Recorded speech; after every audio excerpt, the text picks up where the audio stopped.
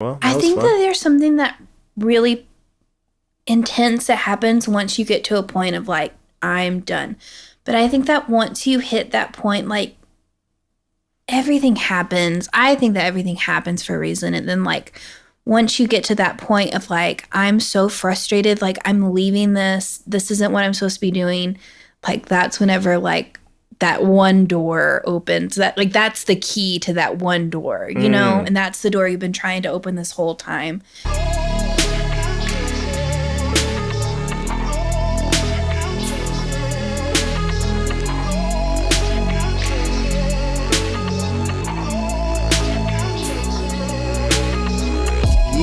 Yeah. Podcast stuff. Finally here. Boom. Well, you've been here before, but now it's finally you here. Free. Free. Free at last. Thank God. My people. We finally free at last. This may or may not be podcast 100. What do you mean may or may not be? Because technically, if I release this in order, it is 100. But I do have an idea. You're like, well, we're ending this now. It's not. I did have an idea that, but there's only one person I want. And you can try to do it to me if you want. But there's like, for 100, I told you I had these people. Yeah, that you wanted. You were like, you presented this so strangely to me. I just like talking. Let me hear your perspective. You were like, we're getting to this 100 episode. Yeah. I hit up these people that I knew. I think that you were like, that I knew would say no. Yeah. Or not respond. I said or that not too. respond. And I was just like, so do you know, am I a yeser? I'm going to say yes. Well, those were people like, I guess for 100, I was trying to get like either someone like really like dope or someone who I know I can't get, because it'd be cool if I could get them. It just happens to be 100. I know I was always going to get you, like regardless. Like, what a letdown. No, but it still may or may not be 100. The reason why I say may or may not be. You could save it for someone more dope. No, so it's funny, and this goes into maybe like talk about like it's been like a year for me. You've heard some of it, like depression and stuff, but like you said more dope. There was this idea for 100, like, and a lot of people love doing it, and I'm always like, oh yeah, great idea. They like to try to do it to me. It was like, well, I interview you or some dumb shit like that, So I was like, all right, maybe I'll get me on the podcast, That's an interesting but idea. Only like one person who I think I would want. Like other people can do it, but I just don't think they'll do it like the way this one person. He's actually moving to Austin either end of February or early March. But we was gonna try to do it on the Discord, or if you don't know what that is, I don't know if you know what Discord is. Just you will though, because I was surprised when I talked to them. They want to make a Discord for the Super Friends. Mm-hmm. But yeah, it's just like advanced Skype. That's all it is. That's too crazy. Yes, they were talking about that last night. Is it like a more private FaceTime or like more people? It's just like an advanced thing. Like, Steven, how he has those things for like the startups. Can't even remember what it's Slack, like stuff like. So it's just like Slack's probably way more advanced for that, but it's more text based. But like Discord is like Skype with maybe a little bit more. The main a little bit more business. No, it's just a little bit more extra stuff. Like the main reason it applied to me and other friends, I found out about it through Twitch, but it's just like better at the talking part. Like it just doesn't mess up the way Skype would infamously mess up. And then eventually they added video, and for the most part, again, messes up less than Skype. All things internet being considered. But he's in Cali right now, that guy. But he's one of the few only people who I talked to, and I'm like, you're waiting. Like no, but like he can. I'm trying to like word this like a proper way but it's like he asked me like some man and me up, like everybody else. I feel like, but it's almost like it's challenging, and it's because the way he asks stuff, he's not trying to. There's no right answer, it's just stuff from me. So it's like stuff I ask, and then it's always hard maybe really revealing stuff like that to other people. But maybe it's because I've known him since first grade too, so maybe he's just able to hit things that other people can't hit. Yeah. I feel like this makes it sound worse than this, but I feel like there was only one time I was able to like talk to him on either equal or maybe higher playing field when we were having that conversation. That was around August, and I was able to get him to reveal some stuff. To me, I thought it was. I guess maybe I've always known, but maybe it was surprising because like it can be hard to talk these things that we always feel. But yeah, I don't have that confidence anymore. It's been skyrocketing. I'm trying to get it. Yeah. I'm trying to get it back. But yeah, I think he would do a great job. And I guess other people could, like I said, could do it. But I just feel like it'd be normal. Yeah. But I think if he did it for me, I think people would see that and be like, oh shit, like just be surprised, like. Bunch of real talk. Yeah, yeah. Especially from you. Anyone who can pry it from you. Yeah, yeah. Because I mean, like I'd probably give it away anyway for free. So it's like. I think you'll get something different. I think eventually that will happen, even if it's not 100. But I feel like it probably needs to be him doing it, though. So we'll see what's up. So yeah, normally I like to ask, who am I here with today? But you kind of like, I don't really do that for repeat offenders. But at the same time, you kind of is this first time without the wave, My side wave? Yeah, yeah. Oh, that's what you my call brain him? wave? No, no. Oh, my brain wave. Is that what you call him? No. No, my brain wave. He does refer to me as the second V, though. His second what? You know how there's 2 V's in brainwave? I'm the second V. Who's the first? Him. Does the V mean something I don't understand? No.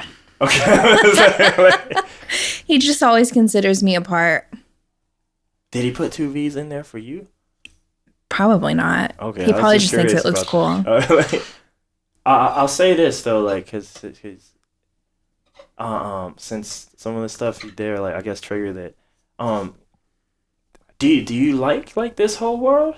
Oh, I love it. You do? You really do? Well, like I've been like involved in music since I was like 16, and I've never been like the performer, but I've always been like a supporter and somebody who.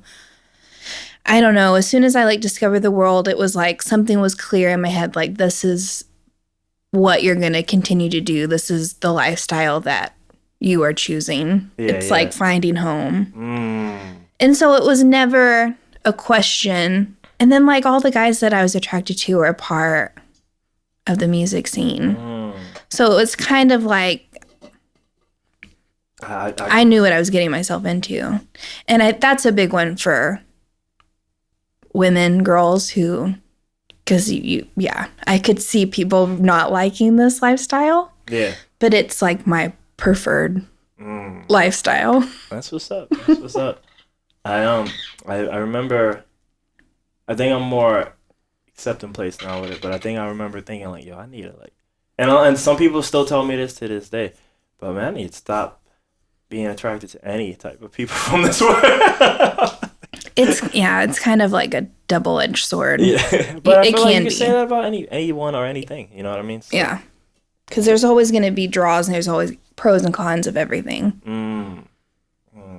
Did you say is that world what maybe took you down the path of photography, or was it something different? Oh yeah. Yeah. What was like the first time where you were like, yo, I'm gonna take some photos of some concert or something? Yeah, I joined yearbook What's that? in 8th grade. You mean school. Okay. School yearbook. And that's whenever I was really like given cameras. And then I was going to concerts and I would get a camera for a show and suddenly doors were like opening. Like if you have a camera and you have any type of press patch, like as long as you were confident and like you can do anything I've heard that. And I think now there's probably less of it, but I remember that there was once upon a time when I used to go to like Austin every week. I probably don't know you guys yet, but when I didn't even have this, and I'm not doing none of this yet.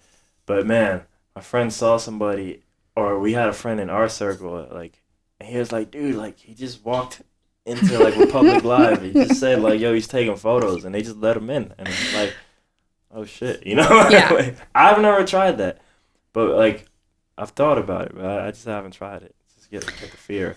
I think also like just being like a young girl who was just like, okay. You're gonna let me in. Yeah, like yeah. I was very Jedi mind tricks of like, no, here's my pass, here's a camera. hi. Yeah, got you. And you just go in. I was really bold as a kid doing all of that. I feel like I definitely like know there's like, I've like adult and I like halt at certain things or I'm like, nah, like where as a kid, I'd probably just do it. But as an adult, I'm like, I don't want to go into this building. Police might come. I'm not going to do this. Whereas but when I was a kid, I would have just done it. Yeah. Yeah. Who do you think you listen to more right now in life? Kid you or adult you? Oh, God. Or have you found the balance? I think that I want the balance. I think that I'm getting... There's something about turning 30 where you're like, I feel super free, but I'm also like, okay, you've spent 30 years in this life. You need to like, I don't know. Like I want to say adult more, but like meet kind of that transition. But I listen to the child in me like 95% of the time. She rules. This is what she's always been waiting for. And so she does what she wants. Damn. Does but it have a name? No, it's just me as a kid. Like, just inside of me, like, yes, this is it. We've made it. I feel like I'm learning to do the adult things. Like that's what my whole Austin journey, I think, has been. Because technically that's the first time I don't live alone. I haven't lived alone there, but I was living with not someone who has my last name. You know, like whether it be my mom or sister. You know. Yeah. So like, and then all the stuff, all of that entails. You know.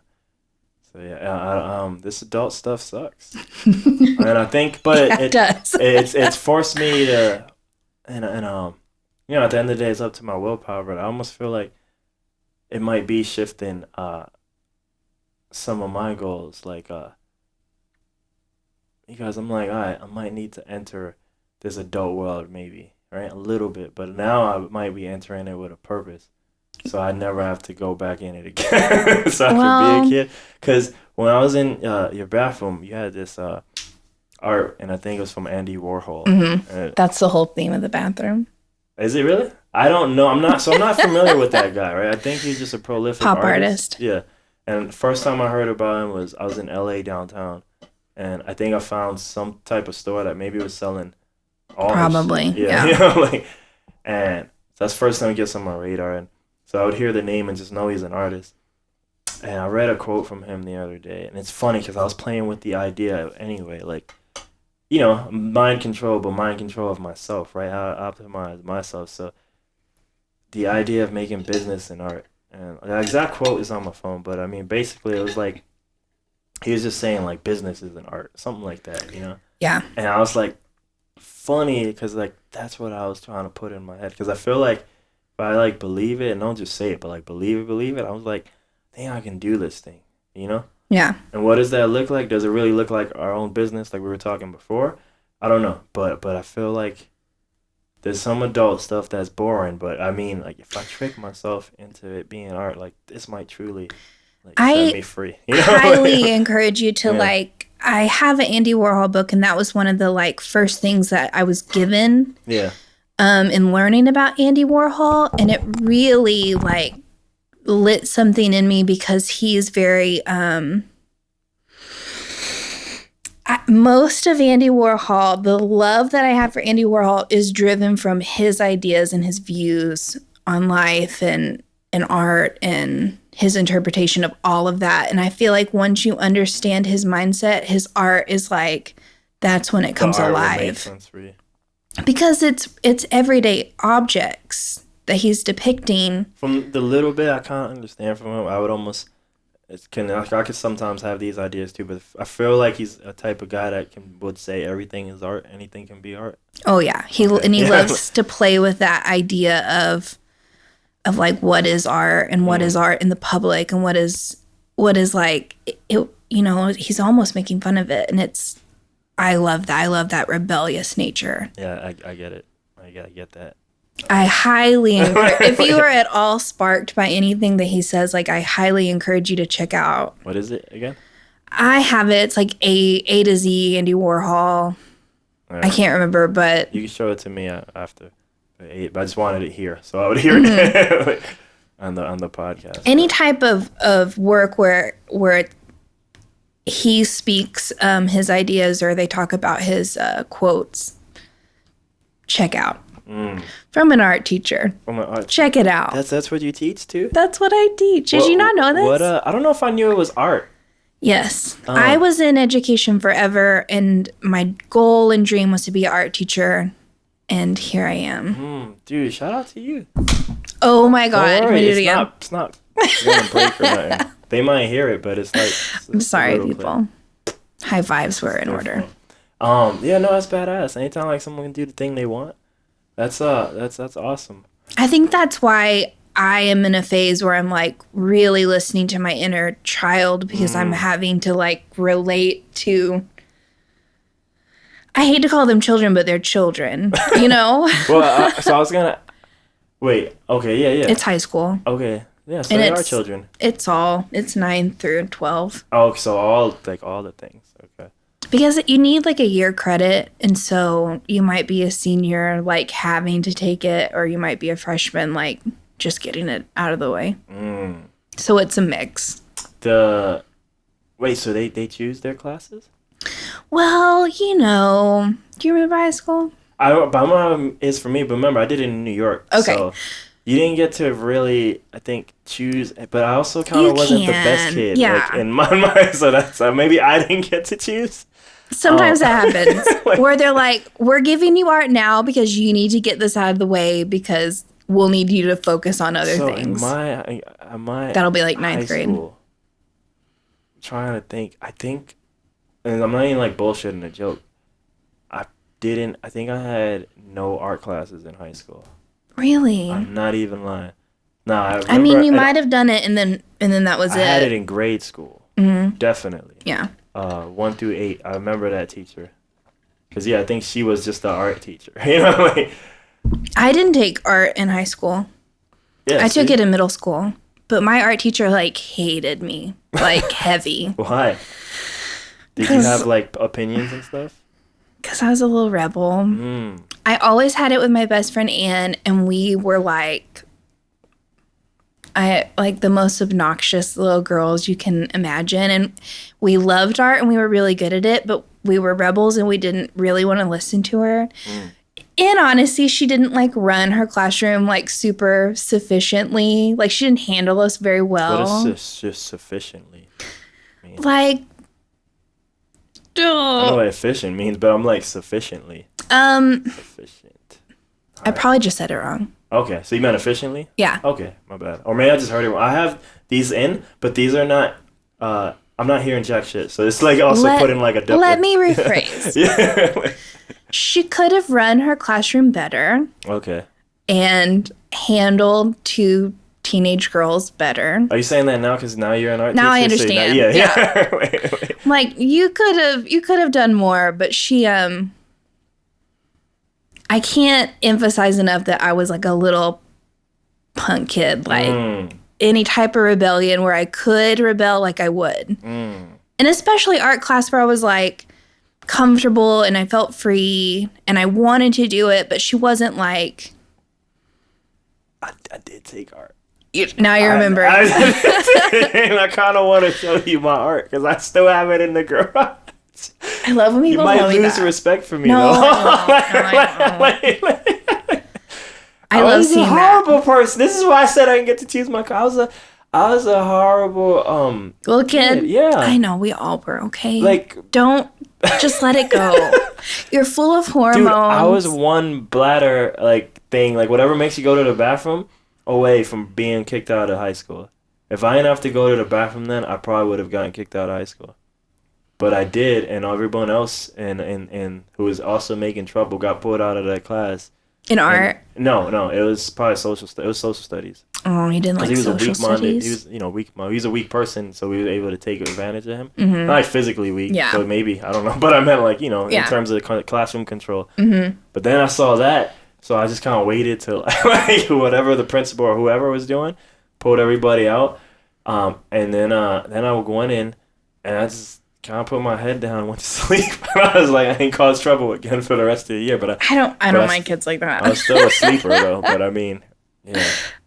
I also remember his total transition, Mr. Hackshaw. He was probably there for more sports, but ends up subbing a lot. Mm-hmm. And he taught math A. I was like, man, you know how.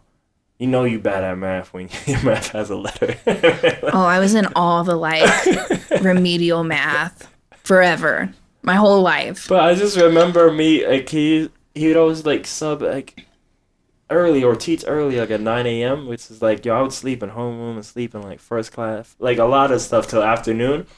And dude, I remember him sleeping one time too. He just put work on the board and he just I told that to my friend who liked Hackshaw, but he was a track coach too, and it's he just looked at me what kind of math you taking, dude? When the teacher's sleeping with you, not with you in that way, but yes. He's sleeping in class too. This is horrible. No, it's awful, especially for math. Help those kids. Yeah, no, math is now I understand the power of math. Oh, I was an aide in math for a hot minute. A what? An aide. So try to wear these different. Am I talking quietly? No, you're fine. But like I said, these aren't on. I just use the headset. It's very good at for a microphone. Yeah, but this shit, they're not on, so it's What if you do one? I don't do that. Do that, DJ. Do that. Oh, but I was an aide. I helped. I'm pretty good at algebra 1. I'm pretty good at geometry, but past that, I am useless. I had an algebra 2 class, but the way my schedule was, and really I was there to aid kids who were on the kids I looked out for, and did paperwork on. But I was also there for anyone who needed me in the class. But this class was an everyday class, and I only had it every other day. And so I would miss a full day of lecture. And the way he had it set up was one day of full lecture, and the next day they would be working. So I'd miss that lecture. And then the next day they were help. And I was I love y'all. This is Greek. This is nothing. Oh, man. It's just crazy. I can't. That advanced math, my brain's just not on that level. My mom was telling this story, and it's interesting, I guess, hearing it from her perspective. But I was a straight A student, right, till 6th grade, and I can even tell you why. After that, I don't know the moment that made me click, but I know one of the moments where I remember reading the Diary of Anne Frank, and around page 48 or something, this is detailed memory. Yeah, I did ask I won't say I have a perfect memory, but when it comes to interactions with people too, I usually tend to save a lot of their stuff. But I just remember she would, the way she checked if we were reading, she would just have us hey, say a page, that wherever you're on. Yeah. And after that, speak of the devil. That's Philip right there. That's the guy right there. Because we were maybe gonna do it tonight. But oh no. Oh no, don't worry about it. Okay, pages, yeah. So somehow I figured out I can just say a page. Yeah. A number. Yeah. And so I started doing that, and I don't know if that was the beginning, but around just in that same grade period, I just started doing bad, and I think somehow maybe I figured out, this is me guessing now, because I don't remember my mind then, but I think I figured out a lot of this shit was a choice, and I probably didn't even understand it was a choice, but I guess it was another way, so I just kind of stopped doing it. I have a memory that. I wonder if everyone has a memory like that, where it's you really are consciously I'm gonna take the easy way. it was less the idea of taking it easy. It's just look, I don't want to do this shit. Yeah. And yeah, and it was not interesting. For you say your memory, as you're talking about math, we don't have to talk about it, right? That was up to you. I thought you were gonna say it because you said it, but it's up to you if you want to say it. But I just felt man, because math is mad important, and Is it? It is. It is. It is. But isn't. But no, it is. But see, this is what I'm gonna get to, because it's like there was no escape, right? I get into probably the first love of my life, right? You know, it's not an artist, as one may have thought from hearing me talk at one point, right? But it was originally Street Fighter, like video games, fighting games, you know. And most people, not until maybe like I guess post 2009, internet is at a decent area in its inception, but then it becomes almost mainstream talk. Like if you're playing it at a real level, the idea of frames, right? I don't know if you know what frames are in games or anything. I have an idea.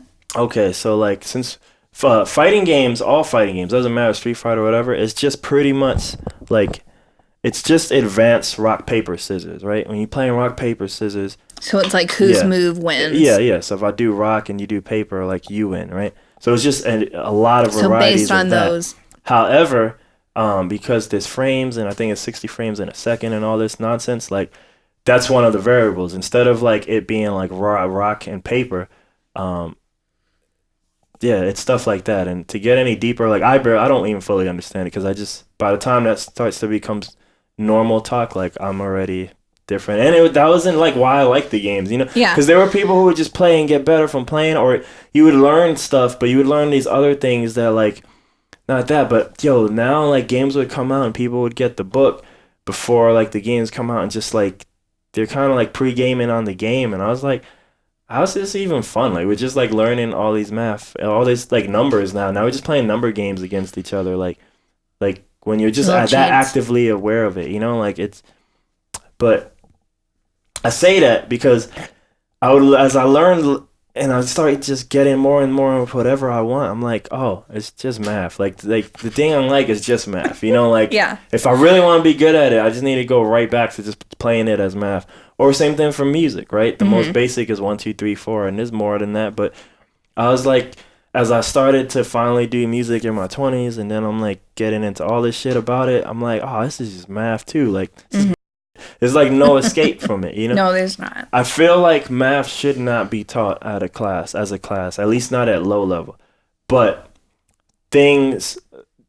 some type of problem is solving should be. Like, it's math, but it's math in disguise. Like, you should have people doing things. Because I think every child in their own way would find math, and this probably goes for the sciences too, like way more interesting if they saw a purpose. But blind formulas is not as boring as you know what I mean? Well, definitely visual learners, like I'm just kind of assuming that you would be a visual learner, but maybe I am, because I don't even know if I still fully know that. But I just think like if we're doing this and there's a sense of purpose to why I'm doing the formula. Like, don't even ever teach me the formula. Just teach me, like, do the problem, whatever. And it's like, yo, you want this fixed or get it right or to work. Now you got to do this. So it's a function versus like, let me blindly learn this. I learn it. I memorize it. But now I'm going to go play basketball. You know, like I'm going to go do something unrelated to whatever I'm stuffing my mind with. You know, there's no correlation or nothing, you know? I hated the like infinity of math. Like I remember learning like invisible numbers and just being like instantly pissed. I feel like that rings a bell, but I don't even remember what an invisible number is. It's like a little eye, and it represents an invisible number, and it's like they were teaching us that, and I slammed my hand down and I was like, what do you mean? That's good though, because that means you didn't have the fear of like not knowing. Because I think I was one of those kids who didn't want to like say like or ask how or explain it again. You know? Oh, I'm not that person. Yeah. I am like, I'm holding this up now because you need to explain to me. See, so that's like I'm trying to get better at that even now, 34. That's why I asked you like, yo, what's sufficiently mean? And then you were like, I think maybe I probably just said it wrong. Yeah, because like even right now, like I don't post rhymes anymore every day, but like now, I haven't been doing my routine for the last like week or two. Like I'm shocked to hear that. And you know, is it because it's the holidays or something else? I don't know. I don't. A part of me thought like, I think in the very beginning, you know, maybe it was like just another like depression emotion, like man, it today or something. I was waking up late, and when you do that, the enormous amount I have, like it takes time. But if I do it in and wake up late. Now, like, the whole day literally is gone. But then it came to a point, like, you know, you do that stuff so much that, like, I don't know, like, It affects you greatly. yeah, and it does. But it also to a point where, like, I'm not gonna say I don't need it, and I do plan to come back to it, you know, but it might be some more shifts. You know, it'll always keep evolving and changing. But I don't know. It was just something like, even though I'm not doing it now, it's all right. Like, it just felt Good. like fine. Then you're taking a rest, is Yeah, what you're yeah. doing. Yeah, I don't think that was the original reason, but yeah, it's something like that. Sometimes it'll disguise like that too, like where our body is telling us something that we're not aware, and it's making you rest, you know? Because I used to believe, like, yo, I can only do some stuff, like, if I get the meditation, or, like, be afraid of doing the podcast if I don't get my mind right. So I'm almost taking these, like, as challenges. Like, can I still talk without doing that prep work on me? Yeah. And it's like, oh, yeah, I guess I can. I guess, like, so it's like, it's good, but it's not the end all be all. Like, I don't need it. But one of the things I did, because I don't write the rhymes anymore on Instagram, like, I still kept doing them. And I just put them in the routine, you know. But now it could be even personal since they weren't being public. Is that what they were? What? Is that what the rhymes were? Were like a pre to the podcast? No, they were no pre. It was the original rhymes were like, this goes back to, I don't know if you ever saw me live. Well, one period, but two, like, live with the group. So I had a rapper. No, I wasn't. Yeah, so I had Tommy Wong. I don't know if you ever met him, but that whole thing spoiled me because I had songs, and once he's not there again, now it's just me on beats. And I know a lot of us are like that, but I'm like, yo, I want songs, dude. I ain't trying to do this shit. So at that point, I was like, yo, I can't sing. Yeah. I think, and I probably still can't sing, but I've done enough work that, like, you know, I could put auto-tune on me and fake it if I need to, which I have, you know. But at that point, I was like, well, it's either sing or rap. It ain't gonna be this voice, you know. Like, so I guess I'm a rapper now. And I'm from New York and the whole hip hop thing, you know. So I started doing that every day to just force me to write. So that's really where it came from, and progressively it got better and better, you know. Yeah. So that's where it really came from. But then I started doing it, but I didn't want to stop doing it. But, like, around November, after a certain show, you can probably guess who. Like, and nothing bad happened too. It just happened to, like, just be like, man, I don't think I want to do this shit no more, you know. Like, so I stopped doing it. But I was like, but I still like writing. I still want to write, so I just kept doing it for me. And then I was like, all right, this is cool, but I need something more. And I've always heard, like, Tomas say, like, man, you just need to expand your vocabulary. So I just would go to Webster's Dictionary and, like, every Study day. words. Yeah, word of the day. And so I started doing it. I'll write the definition down, and then I'd force myself to use it in whatever I'm writing about that day. And it's hilarious because it'll just be some big ass words that we'd never use in normal English sometimes. Yeah. And sometimes they tether it to Christmas. So some of the Christmas ones, like some of the ones around Christmas were like holiday. It's funny enough.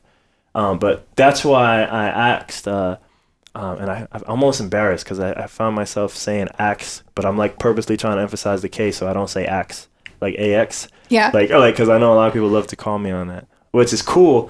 But I hate that it makes me think of it so that I don't do it because I like doing it. But anyway, I'm still tangenting. But I bring it all the way back. That's why I asked you about sufficiently, because it was like, now you're trying to call you out as much as, like, all right, let me learn something. Because now I'm in that mindset of, like, I can learn. I'm not embarrassed to say I don't know it. Yeah. I can learn. Yeah. Versus back when I was growing up, I would have been like, yep, keep talking because I totally know what you're talking about. And I'm like, I believe in just being, like, honest. Yeah. Because kids will be like, I mess up all the time. I say crazy things. Ben loves to laugh at, like, my crazy things that I say. Yeah, I laugh at a lot of you say too.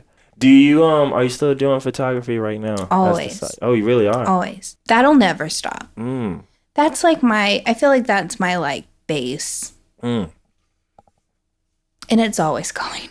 Like, so here, let me ask this, because this is something, and maybe, so, like, do you still do it for people, right? Mm-hmm. Do you also do it for you? Oh, I don't know. Yes? Yeah, no, yes. I think that I'm definitely choosy because it's a lot of time. And there's a lot of things I don't want anymore, where, like, when I was developing myself as a photographer, I was encouraged to shoot like everything.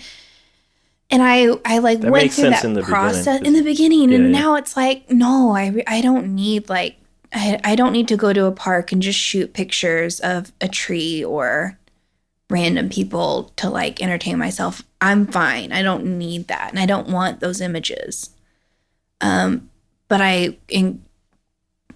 like as an educator, I'm like, yeah, you should do things like that. But I definitely do projects that I want to do, and like getting involved with things I love to do. I love to go to shows and shoot. Even, if I'm not getting paid to do it, I still like to do it. Yeah, yeah. So So stuff it's like that I is do. for you. It just happens to have someone in it. Yeah. Yeah. It just happens to be, I hate to say content, but like, like we often are creating content. Yeah, yeah. But it doesn't feel like content to me. It feels like just enjoying my life and sharing what I see. I get what you're saying. I asked that because man, every time I say the word axe now, it's just like in my head. Sorry. But no, it's not you, because I have a friend who just calls me out on that all the time. That's what we were talking about. What? Well, I was saying like it doesn't bother me to not be perfect. Yeah. Like I mess up all the time. I say stupid stuff. Yeah. And that's where I said the F word. But it doesn't bother me. And kids love to like point out to me like, oh, you didn't spell that right, or like, what did you just say? Yeah, yeah. And I'm like, yeah, I'm wrong. And I think that it's important to show like humility. And I think that I'm so used to, like, that's my whole life. But it doesn't bother me at all. And it doesn't bother me to be like outspoken, or even if I say it wrong, I'm like, well, I still talked. There you go. That's good. That's what. Now we can loop back to what we were saying. Can we loop back? Let's try. No. Let's try. No, but the reason I was asking if you still do it or not, because I find myself thinking, I think this is one of the things that's going to help me, I guess, adult more, is I think I am in a place where, like, I don't really want to do any of this for anyone, like, at all. Like, unless they're paying me, like, excessive amounts of money. Like it's a lot. Like, yeah, because if it was a lot, then there's, like, a reason why I'm doing it. But if it's not a lot, and I'm like, yeah, I mean, this helps now because I'm living in this funky way. But I'm like, I hate doing it, and it makes it, like a job, you know? Yeah. Like, I just don't. You don't ever want that. Yeah, no. And then you often hear this, but I almost feel like I'm in the place now where, like, it's starting to make sense, and maybe sometimes you need to hear the idea 500 times from different people. But I feel like I am really starting to understand and accept the no attachment to outcomes. And I've often talked about some of these things, these ideas that I haven't started yet, like maybe doing like a track a week or something. And I'm like, oh, I feel like I probably am gonna do that. And I personally don't want to do it now because I was almost ready to do it. Like when I was really down like a month ago, like 'cause it's just ups and downs, you know. But I was really down, and I was just looking for goals, and I almost started it, but I'm glad I didn't, because I'm like, I was hearing this rapper Voice to 5'9" talk, and it just made so much sense. But he was explaining the same thing, just the no attachment to outcomes and what he gets royalty checks from, the songs he gets versus the ones that were hits, but he doesn't get any more checks from, you know? Because they were things of the moments versus, like, there's a song he made years ago, and it's like he's still getting paid for it now. And is it a hit? Like, if you talk to the right person, but is it a hit on Billboard? Maybe not, you know? Yeah. But I was like, man, like, if I had no attachment to outcomes, I'd probably be going, like, crazy hard. Like, and it's probably because I just wouldn't care. Like, and as we get older, we get more comfortable with ourselves. But there's also this other crew called Griselda, who you probably haven't heard of, right? Which is fine. Like, I almost more like their story than I really like their music. Not that it's bad music. It's just I'm more interested in their story. But they're from New York, Buffalo. Not like the street. They're actually, yes, from the street, but not from the area I'm from, which is more popular. But like Buffalo, from Buffalo, you know what I mean? Like, but they're like 37 and stuff, you know. And I was like, yo, this is. It just, I don't know, man. It's just starting to all make sense. I was like, yo, this is all kind of doable. They have their crew, and I'm like, I see my friend move in Austin, and I'm like, yo, I feel like it is gonna fall into place, and like, but I just need like this mindset of no attachment to outcome, and like, I don't want no money from that. And that's not to say I don't want money from it, but I don't want to need money from it. I guess is what I'm trying to say. Yeah. And it's finally like clicking in my head, and I'm like, oh, like this, I'm probably gonna do some crazy pretty soon. In terms of like stuff that involves other people, though, I feel like I definitely like documenting. This is probably a form of a document. I think so. You're very that format. There's I could send you the link because it's on private right now, and like just like because of a teacher, like I was telling you, like there was one thing that the version I actually sent to him.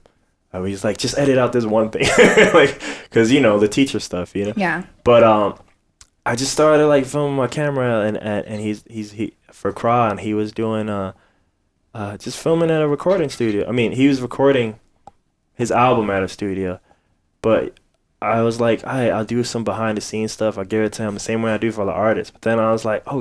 And I just kept filming, and it's like all these moments were happening. His parents come to the studio and they see him, and like you can see like the dad and mom, and they're both like just really happy, like. And I only just used the audio from the camera because I didn't know it was.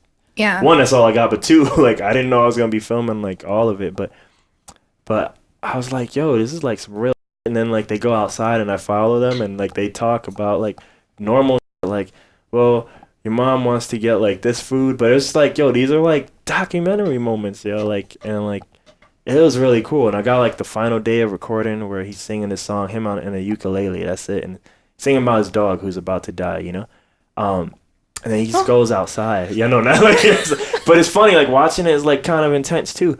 And I get like the back of his head, and it's super nice. So the ISO's like on like 85,000, you know, whatever, because I need it because it's super dark out there. But you know, he turns around and he just has like tears in his eyes, you know, like, and it was both because of what it's about, but then it's also.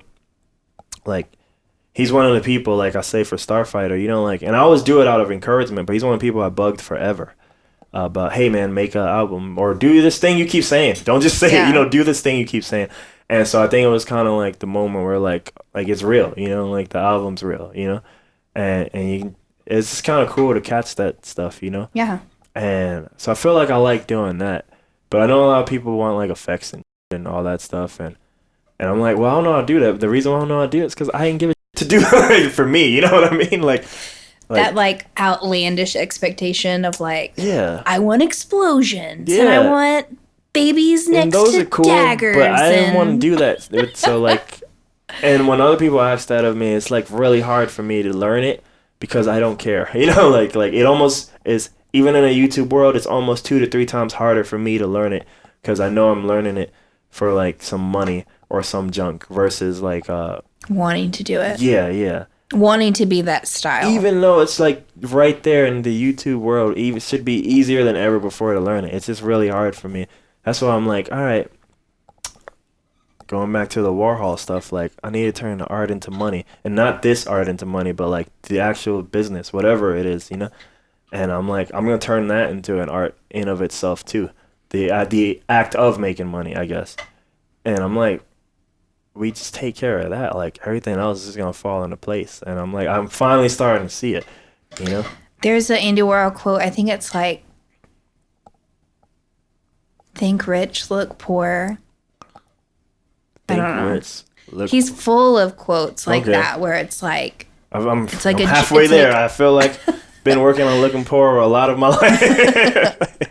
But if you think rich, what does it matter? Yeah. I don't know. He is. When was his like time? I guess like his art time. I'm pretty sure he's dead right now. Right? Yeah, he died in the 80s. Yeah. 60s, 70s. Probably the start of the 50s, but it was like a different form of art at that time. Ever evolving artist. But in the 60s, I think that he started to become more well known. And in the 70s, for sure, he had his Studio 54. I'm not sure if I'm confusing that with a different thing or if that was his. If he's in, well, he called his Studio 54? Like, it was an infamous studio, and it was... Or is it it was the one in his. New York, the it's party? in New York. It was a big party. It was where a lot of artists... Oh, so he owned that? Mm-hmm. I didn't know that. I just knew the party part. Last time I was in New York, I went to a Broadway play. It was at Studio 54. 54. I said that all weird. But anyway, it was at that place. But I guess it's a performing place now. It's not the club. It was. But yeah, it was at that. I could be wrong, but it's the same idea. If I am wrong, it's the same idea where he had like a studio where many artists were, and it was like a pop-in place to be. Part of me is tempted to say something like in regards to that would tie into a lot of us, not like me or you or Brainwave, but I feel like just us as artists, and I don't know, like I feel like sometimes like a lot of us. And it's funny because we're not necessarily doing it for that, but I almost feel like sometimes a lot of us, like, we end up, studios like that probably helped to start another person's career, right? Many other people probably came from that studio, right? Oh, yeah. Yeah. Having that space in the community, for sure. But by the time he did it, he was already Andy Warhol, right? Or nah? Yes and no, because... when an artist dies is like when they're like truly infamous, Nobody to somebody kills you, Biggie. Mm-hmm. Yep. For sure. Well, like his paintings now are like millions of dollars, and they weren't when he was alive, So it's like, yes, he was Andy Warhol, but was he selling paintings for $1 million? No, he wasn't. Got you.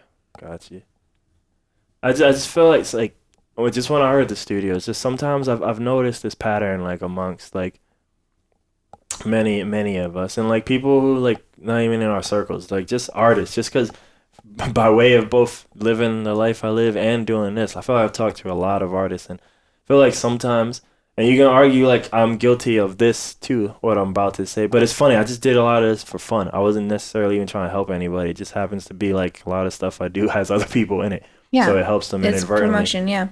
But I feel like sometimes we're like providing like me, right? I don't like a service. I'm trying to word this in the right way, but like me, so like me, Abraham as an artist, right? I haven't made it in the sense I don't even have a real following, right? At the same time, I'm like, by me getting like guest or I don't do the concert recordings too much anymore, but me doing that, I'm also like providing platforms for other people to do stuff. Totally. But which is good. But for I almost feel too. And they create content, yes. But I feel at least for me, I'm not trying to judge anyone else, but I almost feel like in some ways this is wrong. But in some ways we get majorly ripped off, yes. No, see, but you're talking about as a service. So at that point, yes, it is. But what I mean by it's wrong in that like this whole thing is flawed to begin with, because like again, I did this stuff for fun because like no one else was recording us, like the concerts, So like I thought it would be cool, and I was the first one, because also like it's easier to experiment on me than it is to get other people, But I just thought it would be cool and fun, and a lot of people at that time, again, Cry or Starfire, nobody was releasing their damn music. So I was like, if I record it, then I can finally hear this shit. That's honestly one of the founding reasons. I'm so glad. The only way I can listen to your music is if I record it. So glad I filmed Falcon Fucker all, because he's one of my favorite people like ever. Yeah. And like we had a conversation a week ago, and he was like, man, people used to ask me if I'm gonna release an album. I would just tell them yes, knowing I was never gonna do it. Cause like you can't go to Falcon Fucker and hear him anywhere, like musically, like if you just want to hear the music. Like, he is like such like a myth. Yeah. He's like the myth and the legend. Yeah, he's gonna be, and you know what? He'll probably be more than fine with this, but at some point he'll probably be forgotten, at least musically. Like maybe the visuals will live on, because he's more seeable. There's more people take photos of all this stuff, or at the end there he's more known as a visual guy, Yeah. But I think musically, like that part will be forgotten, because it's it's my like recordings of him and the one wonky power thing, which I always find that ironic that all that Houston shit and no one filmed this guy like in high quality. But them like once, like that's it. So it's just me and one group of people, like just like who thought like this would be cool to film. But yeah, like there's no, because he's not on any real platform, and just bunch. Is he done? Is he done with music? Oh yeah. Yeah, I mean, like never to come back. You never know when he wakes. You know, if the right day happens. But musically, yeah, he's not. And it's gone forever. I mean, you know me. I like poking the bear too much. So maybe if I could find the right button to push, not to make a full comeback, but I would love to film him live one more time. That's so crazy to me. It's crazy to like watch somebody and then like see an end of something. Yeah. It's crazy to see ends of anything. There's something that really intense that happens once you get to a point of like, I'm done. But I think that once you hit that point, like everything happens. I think that everything happens for a reason. And then like once you get to that point of like, I'm so frustrated, like I'm leaving this isn't what I'm supposed to be doing. Like that's whenever like that one door opens, that like that's the key to that one door, you know, and that's the door you've been trying to open this whole time. And I think that there's something magical that comes from failing and quitting, trying to quit. Like this summer I was like trying to leave education. Like I was taking jobs. I'm used to us trying to leave like art, which I guess technically is like your job, but I mean like the other art, like well, what I was trying to like set my I don't know a cool saying for that, but like what I was trying for forever, like I was just like, this isn't happening, like this is not so working. What were you striving for? I guess art teacher, to be a teacher. Teacher, because I was an aide. Okay. And aides get paid hourly like nothing, and I was like 5 years of like getting paid jack. Is this like standard, like I guess aide and then teacher? Yeah. Okay. So you're on and the it's path. A big difference. Even though I was like everything, I had everything I needed to be a teacher, because I didn't have that job title, I was an aide. Yeah. And you know, my family was like, you can't keep doing this. Like you have to go to the next level because you can't keep surviving like this. So I was like doing all summer was just about finding a job. Yeah. So I was going on like interviews like multiple a day, but I kept taking interviews at schools trying to be a teacher still, even though I was like, so you were taking not like normal jobs. I was taking both. Yeah. I was just interviewing like crazy, like professional interviewer at this point. Damn. I probably need that because man, there's something I do in interviews that like I just don't get the things like, and that's when people are referring. I don't even mean just that, like, because I haven't been looking for jobs like with a passion, right? So the only interviews I've done are things that people have referred me. So like already I'm technically at least have a toe in the door, you know. But or some sort of word, some sort of name reference. I did a thing at Dell for Round Rock, right? And a friend got me that, and that dude, one's difficult. He texts me like maybe 10 minutes or so like after this. He's like, dude, I just talked to the dude. So like this is how close he is. For everything he told me, it looks like you got it, you know, like all this shit. And then like a week later I didn't get it. I was like, I'm like it's just like based on how that interview went and then like that reaction, like, so I guess I did the right thing and still wasn't good. That's why I was joking, like, man, I had that with Dell. Damn. In Round Rock. You did? Oh, yes. Shout out to you. He hired me. Oh, but you know, you get hired to be like, so you actually worked at Dell? Oh, here, let me finish the story. It was during the summer and I just didn't want to go back to being an aide. Like that's what it all came down to. Is it's a lot of work for nothing. I think you could make more at like Whataburger. Like it's for real. You better want to be a teacher then, right? Yeah. I was like, I need money. I can't live like this. So he like offered me that job and I was like, oh, good. And the plan was like, go make some money. And then like, if you want to still be a teacher, like keep trying to be a teacher, but like get out because you need to make money. Yeah. Turns out he like And this was like, I quit my job. I'm like waiting for them to give me like a start date. Like, I shouldn't have quit my job, but I did. Go big, go home. Yeah. And I didn't want to go back. But he couldn't like hire me. Like, they were like mad. He almost lost his job. And so like word trickled down and I'm like hounding them. I'm like, y'all hired me. What's the deal? And they were like, yeah. Well, turns out we can't hire you. We just got this information. Damn. That was a fun year. Damn. That sucks. It was awful. I went back to my old job, but yeah. They always need you. Damn. But it was awful. Damn. So like Dell Round Rock is a little sketchy. Well, I feel. I'm not in it, so I'm good. I guess I got saved. You know. Yeah, my cousin works there, and he was like putting it in for me. But it's like a weird business because you're not like hired full on. You're like hired as like a temp or. So this one was for a real one. It's gonna be like sales and so. I do think you would be a good. I do want to try it, man. But all the sales, like, I don't. You know, maybe there probably is a right job like that. I don't know because I haven't done like a lot of sales research. But one, I would like to try it because I feel like that's a weakness of a lot of us as artists, right? Selling ourselves. So I feel like if I can learn what works there, I can probably bring it here, you know? It's all like confidence.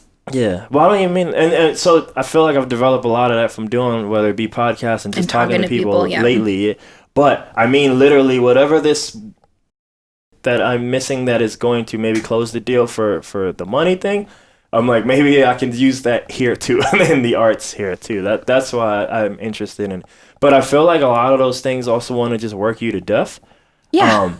And I'm like, because let me tell you, I get tempted all the time. Hey, I just talked to him 2 days ago because I took my car to the shop. I should have asked him about it because he would have gave me real answers. But like the guy who I bought my car from, but I'm like, I had someone here. He's a studio engineer. On this podcast, maybe like 50, 60 episodes ago, but he sold cars one time. He made a lot of money, he said. And I'm like, this interests me, this car selling thing.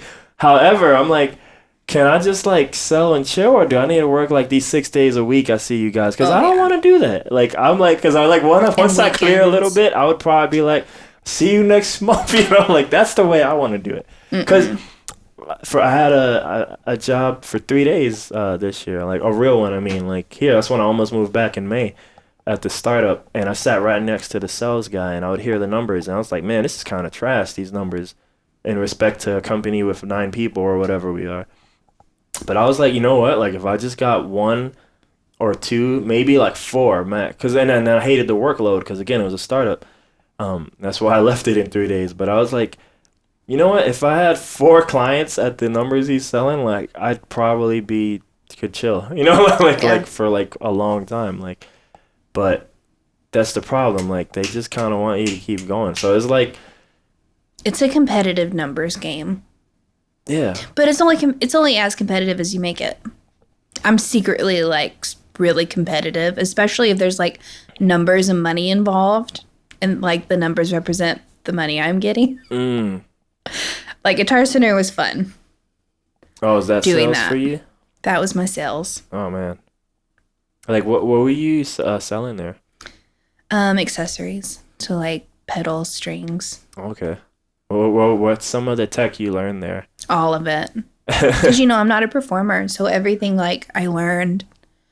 I guess when I say tech, though, like, that's, like, fighting game slang for, like, skill, knowledge, gear. Experience. Oh. So, I didn't mean, like, about the gear, but I meant, like, tech and sales. Like, that's what I meant. So, what kind of knowledge did you learn that... Like, to maybe close deal or sell or something. Because I'm like I'm just natural. Yeah. With just, if you're comfortable talking with people, figuring out what they need. I don't like being sleazy, like with anything that I do, but I do like to get you what you need, you know? Okay. Like, that was what I focused on. I don't know if a normal salesperson would like tell you to do that. They might just tell you to like, you need to give them the biggest, Yeah.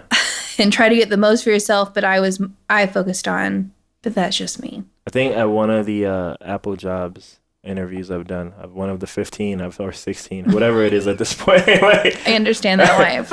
no, I really have interviewed at that place, just at those numbers. Like, I wish I mean, you can never predict that you were gonna apply at the same place 15 times or something, but like, had I known that, I totally would have documented all of them. Like, cause that would be great. I probably would have gotten hired by them just for doing that, you know? Yeah.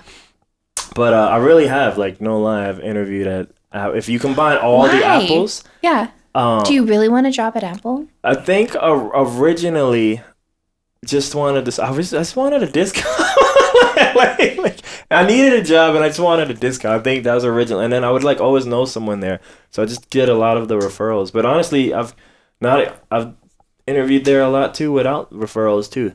I did they don't do this no more, but they had a store leader program. So I even interviewed to be a store leader, even though I never worked. I was the only person in this interview who didn't already work at Apple. So I don't know if they were meeting some quota. Like, maybe they just needed like sometimes. Yeah. So part of me, once I realized that, I was like, oh, I'm just like a statistic here, you know, like.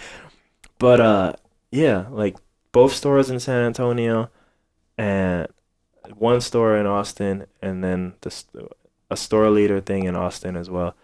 And then, yeah, I guarantee you I've definitely interviewed more than 10, maybe close to 20. Like if we just count a Apple store. Do you make like the all the steps? Do you make it like all the way through except to hiring? No. So they've always, and it's changed, but it's always been group interviews. And I think that's one of the things that held me back, because they're non-traditional things. You're like, and they always do it in this. Man, I was gonna say. Wasn't they see now I'm cursing? Why are you cursing? Because it's just like they always do it in these dumb ways for. I'm trying to say it nicely now because I forgot to remember what you said. You can cuss. They do it. No, I can't say other words like that. Make them. You know, I was gonna say like nice F-bombs and stuff for them. But they just do it in these dumb Apple gimmicky ways. Like, here's an iPad and pick one of these cool colors and shapes, and there's a question for you. Like, and you're doing it with 5 other people. You're doing like this kind of group talk, and it's like, yeah. So like, you don't get the more one-on-one ones till you beat it out of that stage, and I don't know. I don't know. I was like, I guess in the beginning I probably didn't stand out from the group. Later on, it came a point where I just knew I was just saying dumb shit, just because it's not like I had done this for so long, you know, like that. I'm like, well, if this don't work, let me just start doing what I know shouldn't work, because what I think should work don't work. So let me just start trying different things, you know. So I experience that a lot because you're so frustrated that you're like, okay, I'm obviously doing something wrong. Yeah. But I think that as the person who's like being interviewed, like it's totally different on the other side, because it's like they know what they're looking for and you don't know what they're looking for, and you might not match that at all. Yeah, you know? Yeah. No, that's the truth of that. What you said is the truth, but those are the things that don't go in your mind. You just kind of want a paycheck. Yeah, like I would really love a job. Yeah. That, and then like it just didn't seem like, man, if you have to have one, like that seems not as annoying, you know. Plus the discount. I mean, this stuff is like highly expensive, man. And at this point, like, I've only owned one Apple product, that laptop you saw, and I still debate like if I should even ever own another one, because I kind of think they're like a really horrible company. And I don't mean to work for or none of, you know, because I think they seem to like it. People work there. I just mean at this point, based on how I see their stuff used and everything, and I'm like, what the cheaper competitor that is not just cheaper, but more often than not, 95% of the time is actually a stronger and better product. Yeah. Which is kind of sad. I'm like, well, this is just a luxury item, like at this point. And so it's like, unless the only real attachment and thing they have that I feel like you can logically argue is like their OS, which is like why I like it. I like the OS. Like, it's really nice and comfortable. But I'm like, at a certain point, like, you know, if I just give up this comfortability, I can get something that works, you know? like especially once I got into video, I was like, this laptop sucks. But then once I also got into video, I was like, oh, a lot of Apple products suck. like one they just don't have that power, which is sad because they're called MacBook Pros. There's one thing for their like mainstream crap to suck at it, but like if you're selling pros. It's like, but your Pro sucks, buddy. Like, that's kind of sad, dude. Like if you look at the one they just launched in December, it's like because I was almost, even though I can't really afford it, I was like, man, I was tempted to get it. But if you look at some of these reviews and the things that they're using as selling points, I'm like, the keyboard works. I'm like, because apparently their keyboards used to suck. And like Tomas pointed this out, like, no, that's a real thing, but I get it. But I'm like, if your computer costs 4K, like, I don't want to hear about your keyboard, like, I don't want to hear like dumb stuff like that. I get confused, like, my keyboard, I'm having to like constantly, like, I have rechargeable batteries in it, but I'm like, why is there batteries in this keyboard? Like, this is... Do you have this is an Apple thing? Yes. It has rechargeable batteries? Well, it doesn't, it's powered by batteries. It's cordless. So I'm having to like charge batteries to keep it going. I think, give me a cord. It's fine. Yeah. It's a desktop. I don't know. So there are, yes, I kind of understand what you're saying. It's just ridiculous. Or like the one that came out in December versus the one prior, it was using the same exact chip, but it's faster because they figured out like, oh, ventilation, I'm gonna say that word, but ventilation is important, and I'm like, dude, like all the high power that's like the number one thing when you build a computer, like keep cool. Like, why is that, like, you know what I'm saying? Like why are you telling me like all this basic like, I was like watching this review and it was making me like, even though they're saying like, look at all the good things it is, I'm just interpreting it as like, this is making me not want to buy this. Like, this is making me really want to buy like a Windows computer from the right person. Because you know what, like, their competitors who are famous suck too. Because I bought a Dell one because Big Money hooked me up, but I returned that shit in 2 weeks too because I was like, it's dumb too. I'm sorry. And those things piss me off because it's a lot of money and they're not optimized. I'm like I've built my computer and like that thing works. I'm like, I don't understand why you who do this for a living don't make things that work and work well and are great. Like, it's just like it makes no sense. Consumer mentality. Make it so it breaks, so they have to buy a new one. Make it so in a year we have to get a new one because... And I get that, and this brought some of that too, but I mean, like, I hate that there's just stuff that's called pro is like whack.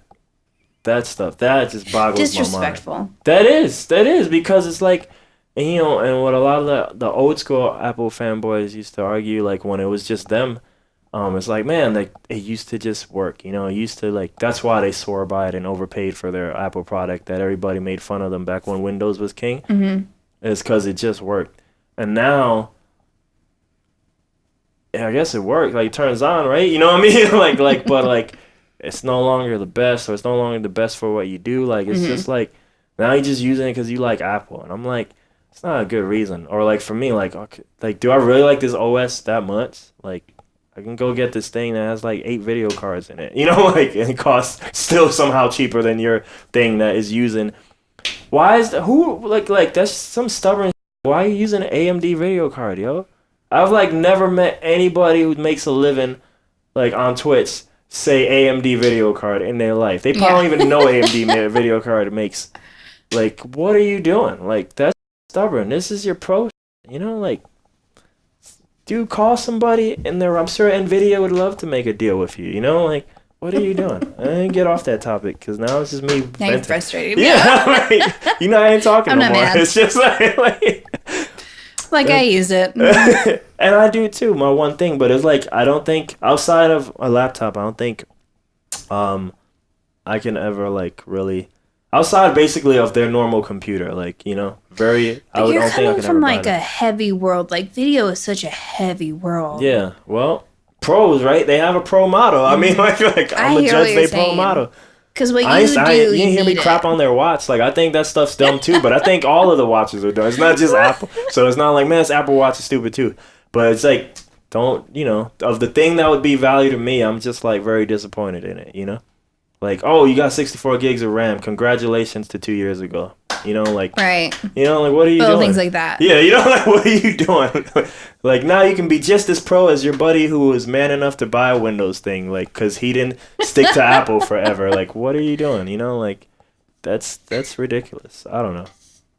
It's just annoying because it's like I want to be here, but you guys really make it difficult for me to want to stay here. You know what I mean? That's the thing that's frustrating. It's like because I really don't want to go over it. I don't want a Windows computer. Yeah. But you guys seem like you really want me to go get a Windows computer. You know? You just don't want to give me pro level.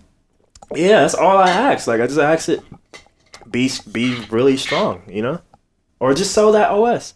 I would love. They'll never do this, but I would love for them to sell the OS individually because I would love to see. I guess it probably wouldn't impact their sales enough, but there would be a strong market who would never buy an Apple product again because they would just buy the OS and never use any of their stupid hardware again. Like if you talk to people way smarter beyond me, the idea of like welding your chips onto the motherboard, like what are you doing? Yeah. Like why are you killing these upgrades? like this shit is stupid. Like I don't know.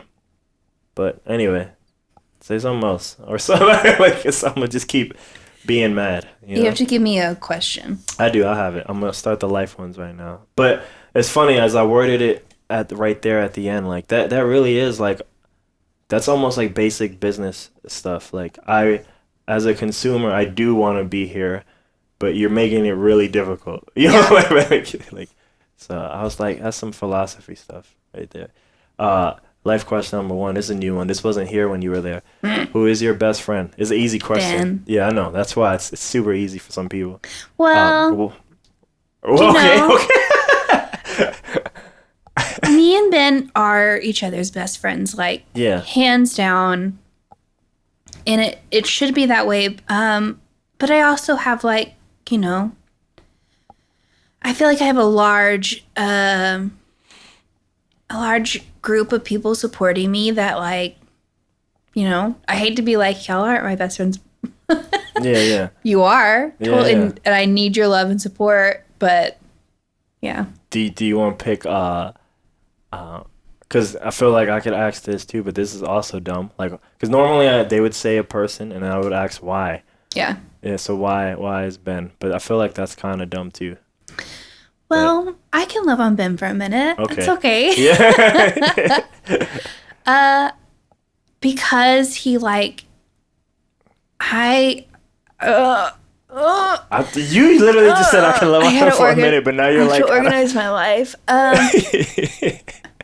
Ben is my best friend because he's like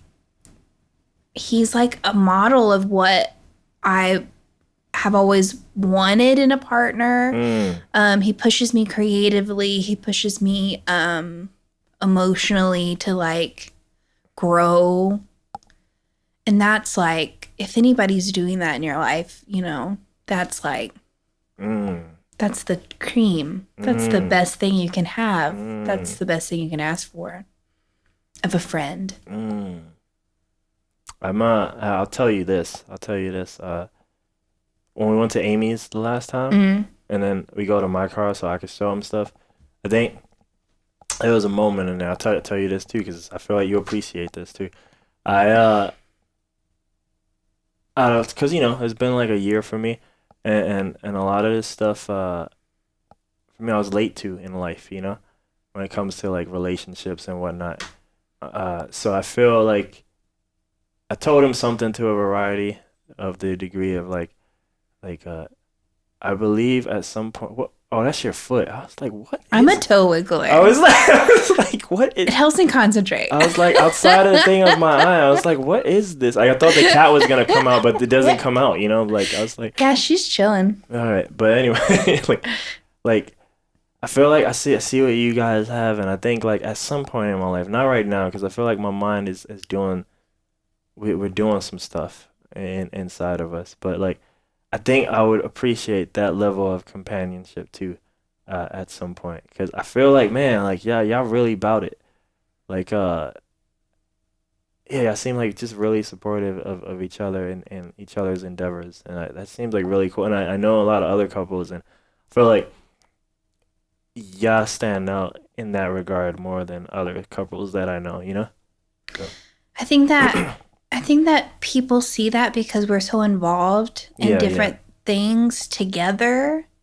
Whereas like you don't always see that in couples. Like if you know somebody like a musician, you might not know their spouse. you might not know their girlfriend. Yeah. But we've just been so heavily like involved and wanting to have each other involved too. Like that's a part of our life and thing together, you know? But I feel and we talk about this too, like it's easy for people to look at us now. Outside looking in. Yes. Yeah. And it's like some people know because they were with us and they saw it, but like there was a lot. There was many years of growth there. See the cover of the book, man. Yeah. Yeah, and it took a lot, and I'm always quick to like point out like no, like Ben put me through like the ringer, like it wasn't just like peachy keen, but because I was put through the ringer and because all of that like he wouldn't have gotten me if he wouldn't have done all that, because I would have been like, it's easy, bye. You know. Like I wanted that challenge. Maybe I think if you would be like, do you want that challenge? I would be like, no. But I was enticed enough to keep going. We are like total opposites. Whenever I read like our horoscopes, like they're sad. Yeah. Like they're like, y'all do not belong together. Y'all do not have chemistry. I read this one. But there's always both, right? You'll have matching ones, but then there's always the famous idea of opposites attract. So I feel like there is no wrong or right.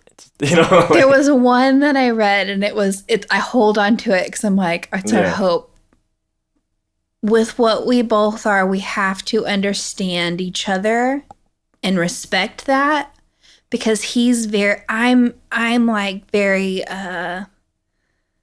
spontaneous, can be lazy, doesn't like to be told what to do, where he's like the total opposite of that. And so like those two will look at each other and not be like attracted to that. But if you can respect each other's process and understand and not be quick to judge each other on that, then it can be harmonious, because we're filling these, what I have, he doesn't have, what he has, I don't have. And it's like, because if we can come together, then you are a strong unit.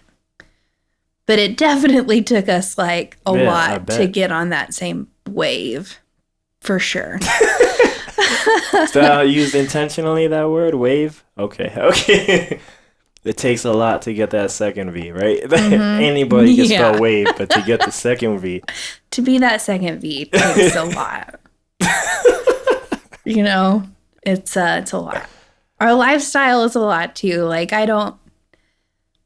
if I couldn't imagine living, I would be alone if I didn't participate, if I didn't want to be involved and want to be a part of the community that Ben is a part of. Like I would be alone. It would be a not a fun relationship. But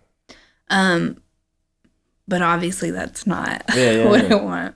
Right. But that, that's kind of how I see it. And maybe I'm backwards in thinking that because I know other spouses do that. And I think about that. I don't know. It's not our life. I don't know. Yeah. As long as you're happy with it, that's all that matters. But part of me, I was considering asking, well, how about not Ben? But I feel like you dive deep into it so enough. That was good. I was like, not Ben? I mean, if you want to, you don't have to. I feel like that was good. Ben's it. Here's one. This is also post the last one. What do you think? All right, let me not read it because I know I wrote it wrong. One of these days I got to correct how I wrote it there. But anyway, what do you believe in that people think you're crazy for believing?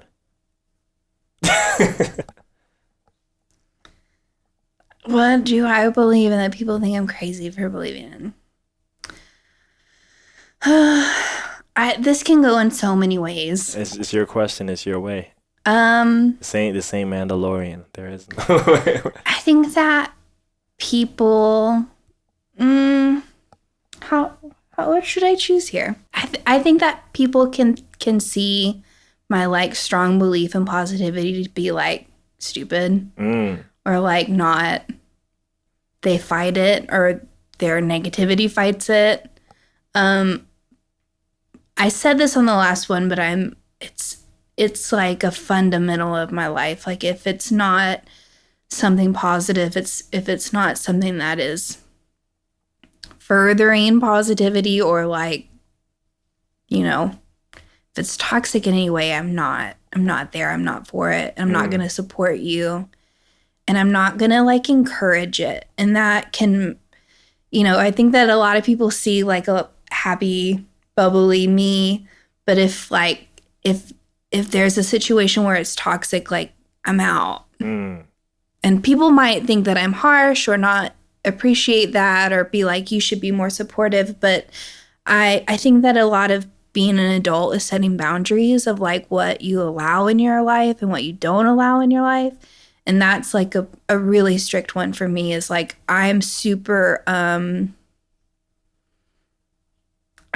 feel like I catch people's waves easily, or I take on a lot of that feeling. And if you're negative and if you're toxic, like I can't have you around me because style or something. Yeah. And I don't know that. That's just like, yeah. You know, I don't know facts of that. A lot of people don't like the empath thing, and I get it. At the same time, there is also that saying, you are the 5 people that you're around the most, which is still some type of, you know. I've been learning that yeah. recently and trying to like go through that. And that's not like a fun process. That's definitely like getting into like heavier things, but we feed each other.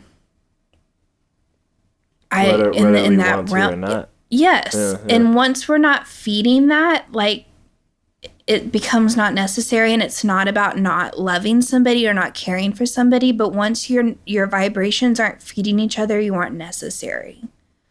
And that's like I feel like that's mentally tough to get around, because there are people who I truly care about and I would love to have them in my life, but I don't feed them like I used to feed them, because I used to be negative and toxic like them, and now I'm not. And so damn, I feel like that's like a powerful. I was like repeating it in my head. It's a crazy lesson that some people don't learn. Can you say like one more time? I'm not feeding them. Oh, I think that we send out all of our emotions, all of our thoughts we send out, and it feeds us. And once we're not feeding each other, you're not necessary. And it has nothing to do with caring about person or loving that person. It's just like you're no longer feeding each other. Yeah. Damn, that's some crazy. It's been a heavy thing to like process and go through, but I think that it's one of those necessaries to heal, because it's not like I've let people go and like I've needed to heal from it, because it's not about me not loving them or caring about them. I do, but you're feeding me toxicness, and I can't have it in my life, and I can't accept it or support you doing that to yourself or to your life. And I have strong boundaries about that. I'm like, like you have to assess. You have to. I think the only thing we can do as humans is work on ourselves. That's the only way. Did that man who just died? What was he was like really into psychedelics. Do you know what I'm talking about? No. I need more information. Man who just died on Sunday. I'm like, I was waiting because I thought it was beautiful. Let me get it out. Okay. But my brain's on like too much. But whenever I read this, I was like, yes, and it fits so much.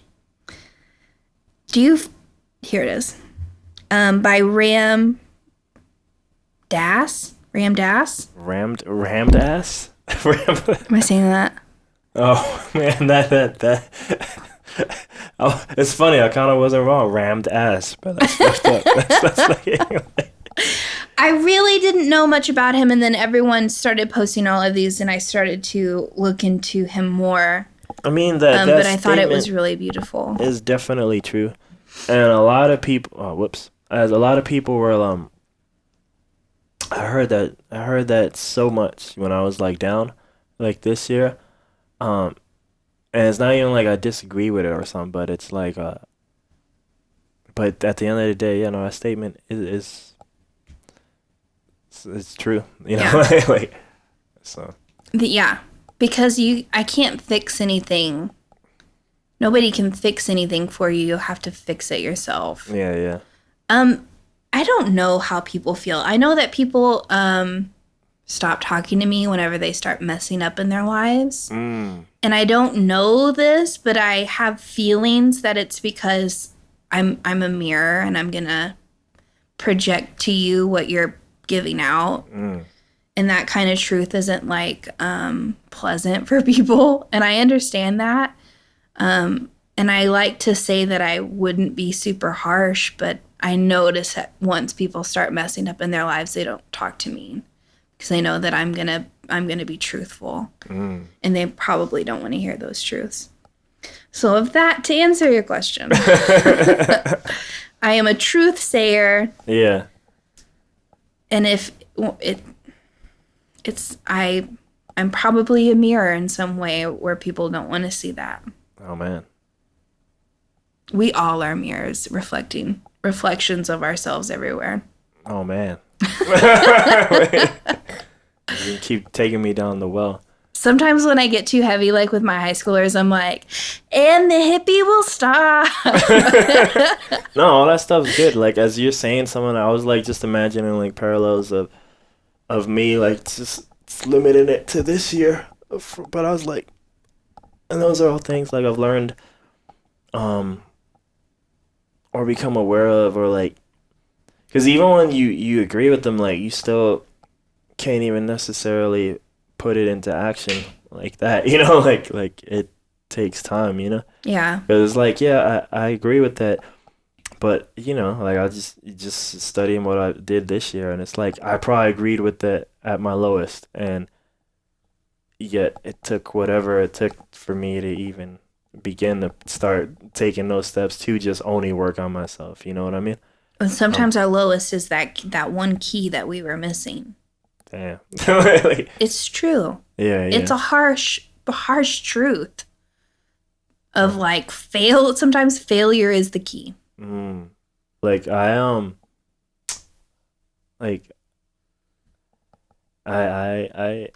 this may or may not be in it too, but I like this part. But I'll say this, because it ties into like what you just said right there. Like I feel inadvertently, you know, like by her giving me her story, and like I think she probably didn't realize this till later. But what I'm about to say, she don't know, and who knows if I'll ever get to tell her. Like, but since I did like transcribe like her life into rhymes, that stayed with me. You know, like that's a heavy thing to do. Yeah, cause I didn't know what I was doing at the time, and at the time I just happened to be learning from like listening to this guy Mark Bernardin, and he's a writer, so I'm hearing these writer things and talking about all these writing techniques. So like I'm applying it there, and you know, because it's her, I'm trying to do the best job or whatever, you know. But later on, when that, you know, I think you're a little crazy. I mean, that's such an intense thing to do. But I didn't want, like, so like the way like that whole started, I was like, I didn't mean to transcribe all of it, and I didn't do it in one day. It was just like I thought it'd be cool to make a rhyme for her because that's what I do, and she liked it, and she seemed like telling me all this stuff, like she's getting strength from the words and blah blah blah. So I just kind of kept doing it every time, like a story or something would come up. She would tell, I would just do it. So it was more off of like our recent conversation, and I would do it there. But I think what ended up happening is like when she's gone, like a lot of that, because I needed to take it in and like reimagine it to put it out. A lot of that, like it was embedded in my mind, you know. And but I think like that would affect me later on, and like it did affect, because now when she's gone, like I'm stuck with those images and stuff, you know. But I think like what happened at the end is like this is an overly dramatic quote that I made up, but for the loss of the one opens the door to the many, right? And I feel like what ended up happening is I have like I think stronger relationships with a lot of the women in my life now, And to the point, like I guess with maybe the two important ones, most important ones right now, like I now have like some of the more realist talk I've ever had with my sisters. One in particular, the one in New Jersey, we were just kind of like family because like well, we have the same father. We don't really talk till my father dies, and once he dies, now we talk. But it's like we're like forcing a conversation more. But I It was doesn't going, feel like sibling. yeah, but I just started sharing like everything I was going through, and then like she started sharing some stuff, and some of those relationships that I saw while I was there, like she's like, all right, well here was what was really going on, and I was like, oh, and like now we talk to each other like real people now, and like that's like yeah, I was like mad crazy, but same thing. I ended up reaching to like a lot of girls from my past that maybe I felt guilty for. It's not like I did nothing crazy or nothing, but like I just, you carry that guilt. And like for a lot of them, they're like, whatever. Like not even bad, but it's like, dude, like you didn't do nothing bad, like and we just started like all these conversations with all these people, and like I just feel like I'm in a better place with like a lot of the women in my life right now. And I think it came from like because maybe she gave me a perspective that I probably never would have had she not shared that much detail with me. Yeah. So I feel like that's somehow tied into whatever you just said. I understand what you're saying. Yeah. Like I'm a very like open, loving person, and then like when people come into my life, like it's the same way, like where like it takes getting to a certain point in your head where you like are waking up to certain stuff, where you feel more open or you're more aware of your actions, where you can go back and have like empathetic feelings and be able to like heal things that maybe you didn't know you needed to heal, or they didn't know that they needed you to heal, things like that. Love is like a garden. And with each person, like it grows something new. Then there is one person who's going to come and suddenly you're going to be aware that you're in a garden. And suddenly everything's going to grow. And that's definitely how I have viewed it. Like when I met Ben, it was like, I'm in a garden. And like being with him as it grew, it was like everything's growing. It's not just one thing where I'm learning one lesson or one anything. It's now like life. I mean, I hate to lay that on you so flat. That is my theory on love is like each love it's gonna grow something, whether it's toxic and bad or maybe it isn't, maybe it's beautiful, but it can be poisonous. Yeah. But yeah, you're in a garden. Okay. You're growing your love, and it's gonna have many forms. It's gonna teach you many different things. That was cool. But I like to tell that of like hopefulness, like somebody's gonna come along and suddenly you're gonna realize where you're at. Yeah. No, I think I've more of a mindset now. Like this was all good. I still have whatever feelings I have, but like this was all good, and yeah, it's all fine. And maybe I'll say more after, because I'm like, man, this is gonna suck at it. Because a part of me, I was like, man, that whole garden thing, maybe I could still put that in there. Will it make sense? I don't know. But yeah, maybe I'll say more after. But I think that answered that. If you were rich, how would you live your life? I can't even begin to tell you like how much my life has changed moving here.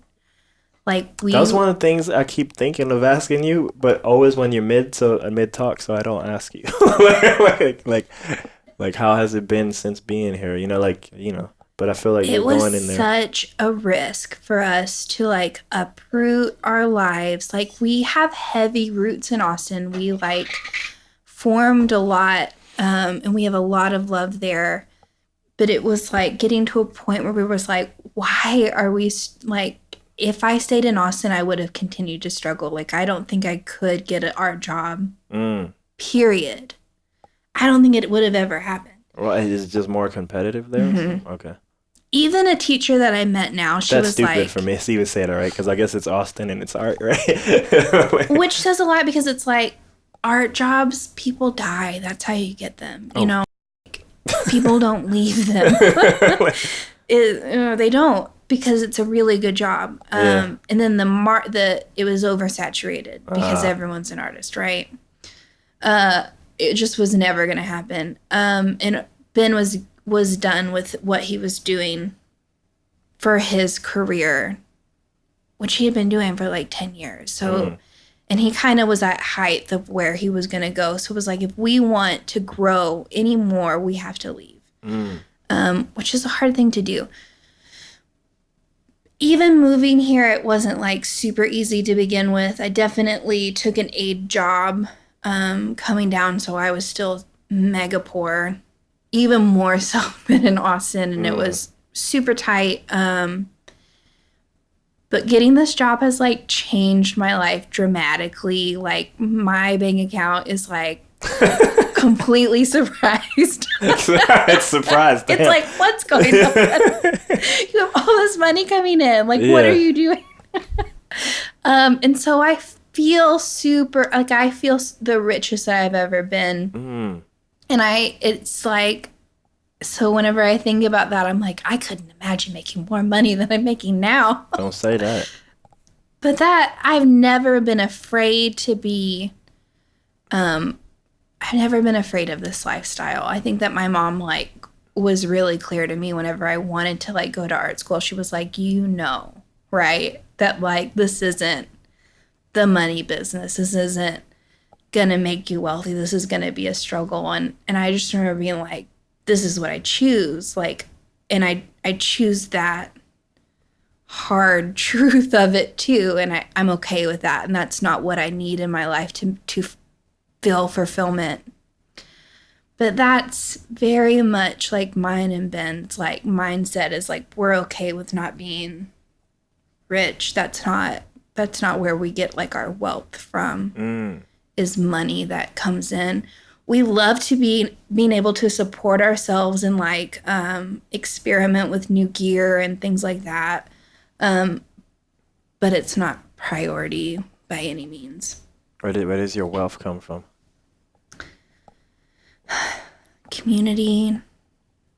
I feel my best whenever I'm like giving to others. Like, my favorite part of photography is like releasing the images to the people, because it's like sharing that excitement. Like, that's when I feel the best, you know? Like, sure, putting your check into my bank account is like great, but it's not why I'm doing this, and it doesn't give me any fulfillment other than I'm allowed to like pay a bill. But those just seem like what you have to do to like live this life. Yeah. You know, it's a hustle. But if I were rich, it would be about, if Ben and I were ever like fortunate enough to like be wealthy, so much of it would go back. So much of it would be about growing what we're already doing. It would be like a space for the community. It would be the venue. That's like that's one of our like mini dreams, is like to have like an actual space where it could be open for artists and be a community spot. Not just like a venue, not like a bar, but at like an actual like studio location spot. That seems to be a dream for a lot of people. Yeah. I think I wanted that when I was younger. The venue, way many years ago, when I started, like I had money in the bank account. Like, and yeah, I was like in talks with somebody real close to like investing on getting like a bar or something. No, we don't want a bar. No, I know, but at that point, you know, like, because we were like, you know, it needs to fund itself. You know? Like, yeah, like at this point of, I know a lot of them definitely musicians and artists, and now don't agree with me on this, and I can sort of see, like, because I feel like now everybody wants the studio space. like where they live too. But I'm more like, you saw me carrying all this, but I'm more like, right, I just want everything I have to be smaller because I want it to be able to exist no matter where I am. But I think in my like perfect like narrative, and going back to Andy Warhol art is business. I'm like, yo, if I just solve this thing, if I just tweak some of these finances, I feel like this can totally happen within a few years. But I think in my little dream scenario, I feel like I have no home. And I'll just... You're very nomadic. Yes. And I can just kind of like roam everywhere and make everywhere. So like for like maybe big clunky things where there like could be a big keyboard or guitar, they might not be on the journey, but like little things so I can make wherever, I think would be like my ideal. Like, so yeah, I don't know. But I totally get it because I think there was a version of me when I was younger would also want like the venue. Reason why it was a bar is because we're so trained to that. We can't even imagine it without it, like, because I don't even drink, right? Why do I want to bar? I think that's been a new topic for people of like openly admitting like, I don't want to be in a bar anymore. Like, I don't want that scene. It's Sucks. not necessary. Yeah. It's not what we need. It was just there before us, so we accept it. But the truth is, it's been the norm. And this is what I guess I'm slowly starting to believe. Like, there are no rules, and everybody knows that, but there are no rules. But until you really believe that there are no rules, like there are rules, because you're telling yourself there's rules, Did you ever meet Justin Lo-Fi? No, but I feel like I keep hearing. I've heard his name before, but I don't know him. If you want to meet like a real myth legend, it's Justin Ford, Lo-Fi. But a fond memory. I love this man. Yeah. Like heavy. Like he is such an essence. Like anytime I think about him, like I'm just like filled with love for him. But he's very spontaneous. One day, like we were at a show and he just was standing beside me, and I think that his stuff was like set up, so I think that he was just kind of waiting. He looked at me and he was like, "There are no rules," and he like ran up on stage and just started like straight performing, and I was just like, yes, there are no rules. It's true. Like, and it's funny because I've always preached this saying, this is an extremist way of saying it, but it's like I'm only just like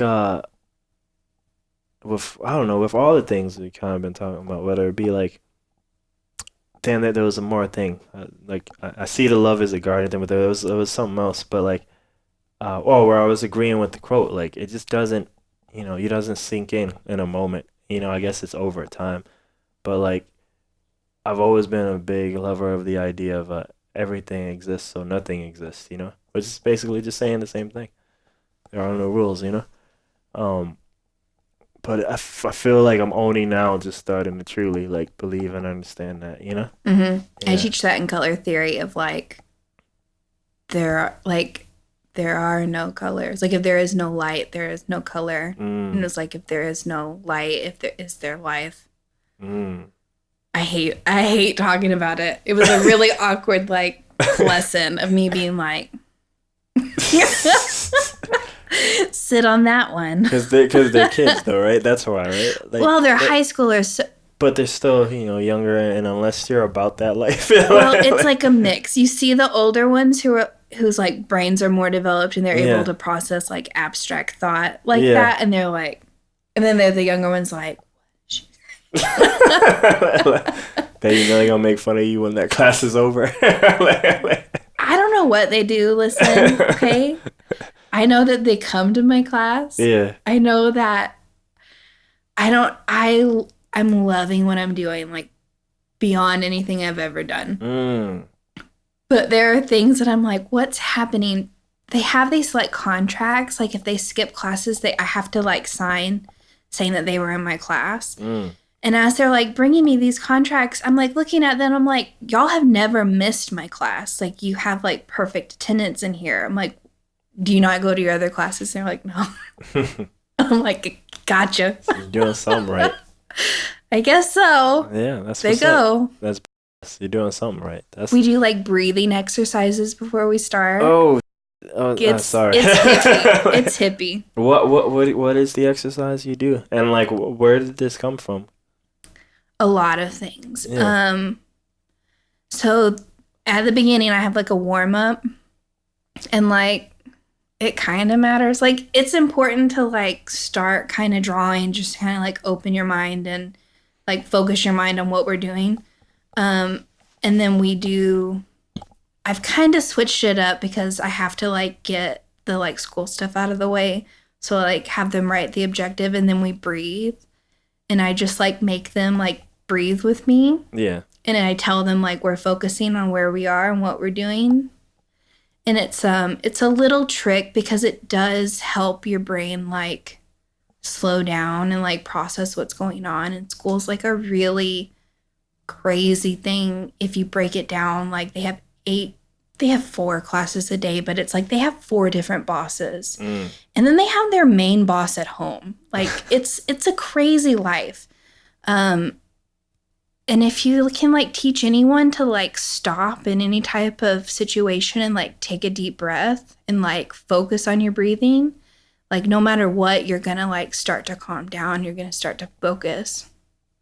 But what is the exercise you have them do? To breathe. No, but I mean like what type of like how like literally what is the breathing you make them do? Or you just literally just they breathe or like I like to use technology as much as I can, and I have like a slide for every lesson that I have. And so there's a slide that pops up and I use it's like De-Stress Monday, and it's typically like some sort of object like expanding and releasing, and I do different ones just to keep it interesting. Right? Okay. And we like inhale, exhale, and I'm like, good, let's do it again. I just do it twice because it's like a classroom setting and I can't like get deep into it. Yeah. Even when they're making fun of it, and like being extreme, I'm like, you're still breathing. Like I'm still victorious, you know, because I hear, you know, they'll be like, and I know they're like trying to be funny, but I'm like, you're doing what I'm asking you to do. Yeah, so please be as extreme as you want because you're doing exactly what I want you to do. And it's better that you're breathing that deep. Breathing? No, it's good. Breathing's awesome. I just was surprised to hear it. It's art class. Well, that's because it's art class. And art is so, it's not just drawing. It's not just painting. It's like a whole life.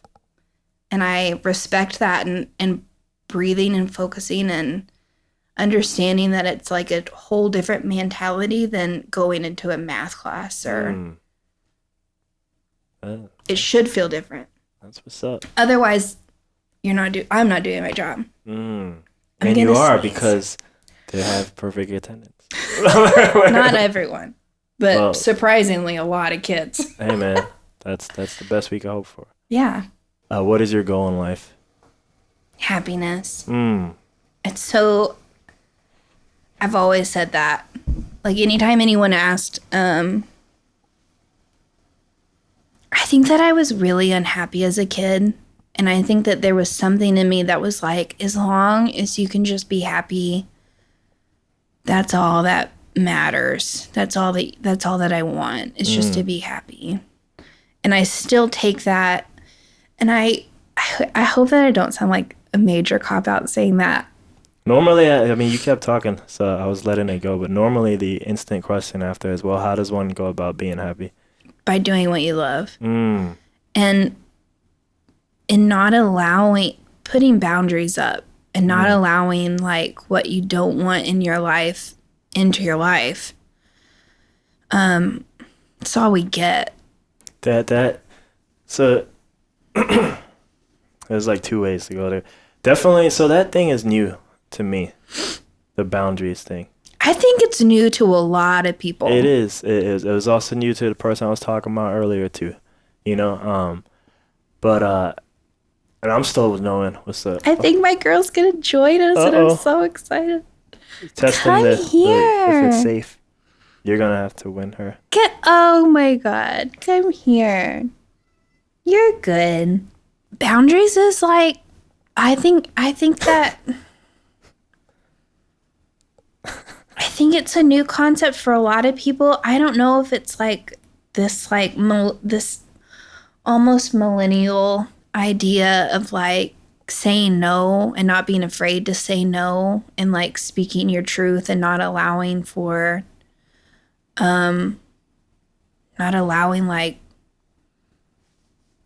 oppression or depression or all the other many horrible things in this world that can ruin your life. But it's about setting boundaries, and it's not an easy thing to do, and it's not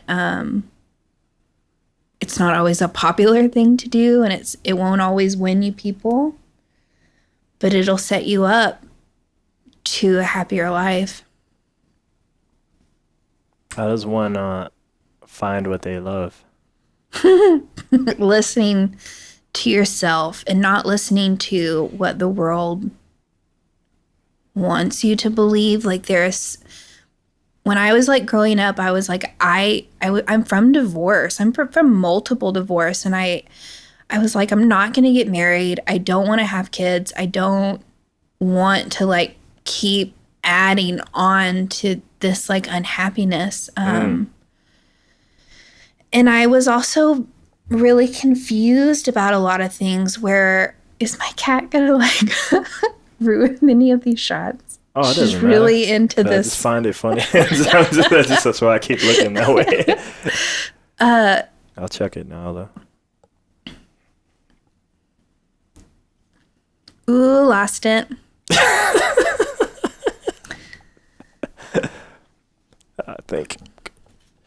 I think we good. No, but I was on a good tangent there. I know. But the spirit carried on. The spirit. Dang. The spirit carried on. I hate that. Hey, man. That's It'll what come happens. back randomly, too. It will. That's how it is. But you were talking about if you wanted to try to catch it. Mm-hmm. How does one find what they love? Not listening to the world. Yeah. I was full of this idea of like, you get married and you become one with that person and you lose your identity.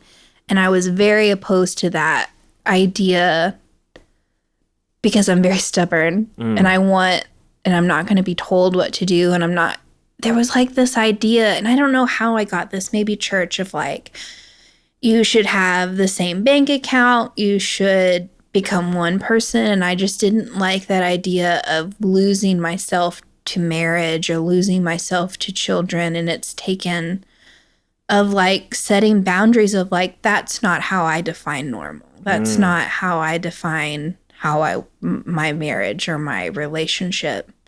I am me and he is him, and I am responsible for my happiness and he's responsible for his happiness, and we are just responsible to like support each other and help each other grow as a team, not as this like melded creature. Because I don't think that works, and I think that puts too much burden on people.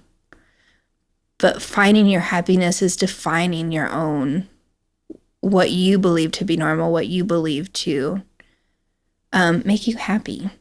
It shouldn't be set by the world. It shouldn't be set by others because they don't know you and they don't know. You know, it's about finding your own inner voice and not feeling the pressure to listen to the outside world. I feel like these are all things like, I don't know, man. Like I've only been, even if I agreed with them earlier, I feel like I've only been just starting to put a lot of those things into play, like recently. It's a heavy process. It is. What are 3 things you're thankful for in life? I'm thankful for art. I'm thankful for creativity, that I'm allowed to like live in this space and have those in my life, and not just have them in my life, but have them in abundance in my life. Abundance.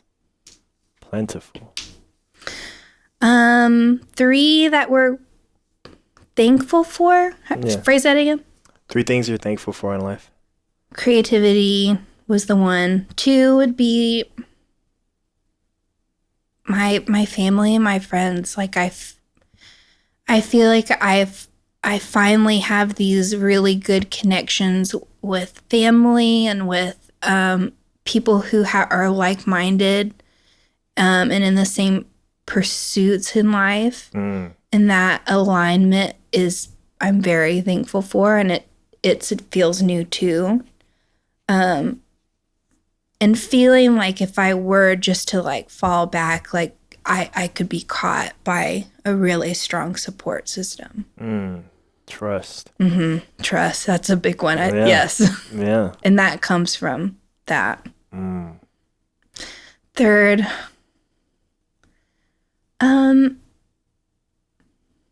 not to like sound so cheesy, but like I'm so grateful for Texas, like because I'm grateful for Austin and all the experience and the love and the people and the community that we still have. But like I'm also super grateful for San Antonio for just like, I don't know, like I've grown so much here and I haven't even been here like a full year. And so I think like the future is so much more. Future's now, future soon. Oh, man. Plug for Brainwave right there. New records coming out. There you go. Never January forget. 31st. Never forget. December 31st? January 31st? I can't remember. One of those. It's probably not December 31st. But I feel like Because January I feel like he 31st has was far. Singles and other stuff. Maybe it is January 31st. Yeah, like the album release is like later. Like I'm pretty sure it's not December 31st. I don't know it's the like date, a couple days. But it's not I think December it's January 31st. 31st. Yes, I'm pretty sure it's not December 31st. 3 years in the future, where you see yourself? Hopefully with babies. We want some babies. Hopefully with babies. I don't know what that world looks like. Yeah. And it's super scary, but definitely with some babies. Oh man. So next time, well, not next time, but like in a future one of these, there'll be babies rubbing on me instead of a cat. Oh my gosh. We'll be in a bigger space. Oh, that too. Yeah, so we won't be hunched on a Christmas tree like this. Oh, this is scenic. Come on. I know, it's not bad. I'm just saying that like we're literally like wait. Yeah, we are. What is the perfect day? I still have the same answer from last time. Some things don't change, some things do. Some things get more elaborate. Perfect day is still exploded drawing day. Oh my gosh. That's not my perfect day at all. That's not my That is my, and I think that I just love it so much. I know that I could get into like perfect day would be, I don't know. My perfect day is exploded drawing. Yeah, that's great. Ain't no wrong with that. If that's your perfect, that's your perfect day. It just might be the sheer coincidence, like in just the last year, and it doesn't even have to do with other people. It's just with me.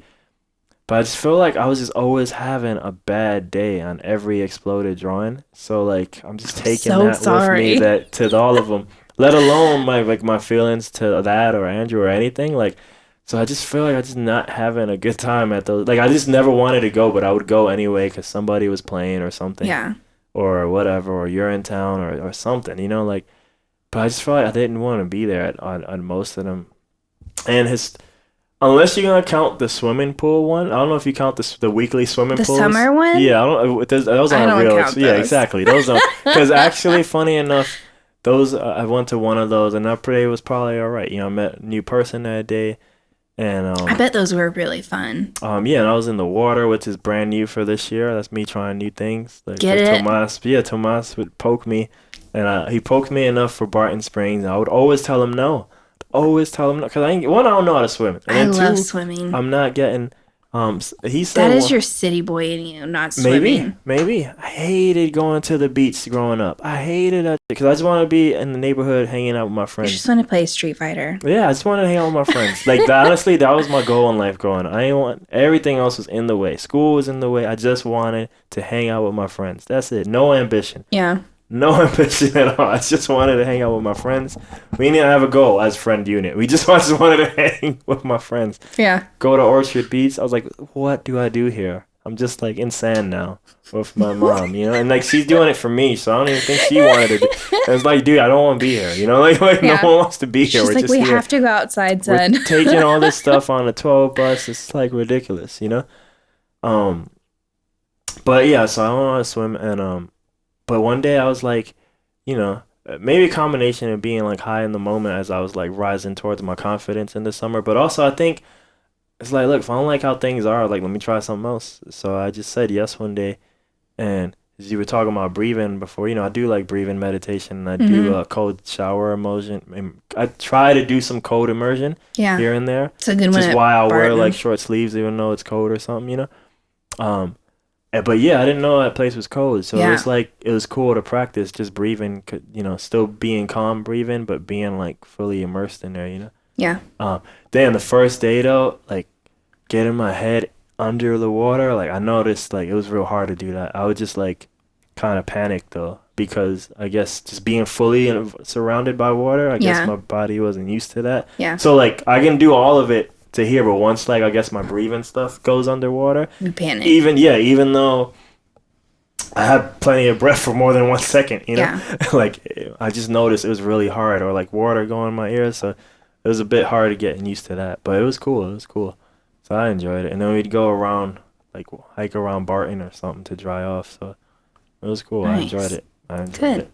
So it was nice. New things. Abe doing like different stuff in Austin, because a lot of it was the Austin had been just like you said, you grew a lot. I feel like I grew a lot this year. A lot of it was because of people, but I think a lot of it was me moving, because like I said, like not living with a family member, and I think we gotta write the narrative better, but sometimes I feel like Austin's like a training camp for me, or a prison. Sometimes I say my room's like a prison, but it's really like I even called it the room at some point. Like it's just like a lot of it's good, but it just forces me to face myself. Yeah. And I think a lot of it's hard. Yeah, a lot of it. It wasn't like I'm lonely or something, but it's just I think I just had a lot more alone time than I was used to, and I think I just forced me to face stuff that I guess was there, and I just never noticed because I always had a distraction, Yeah.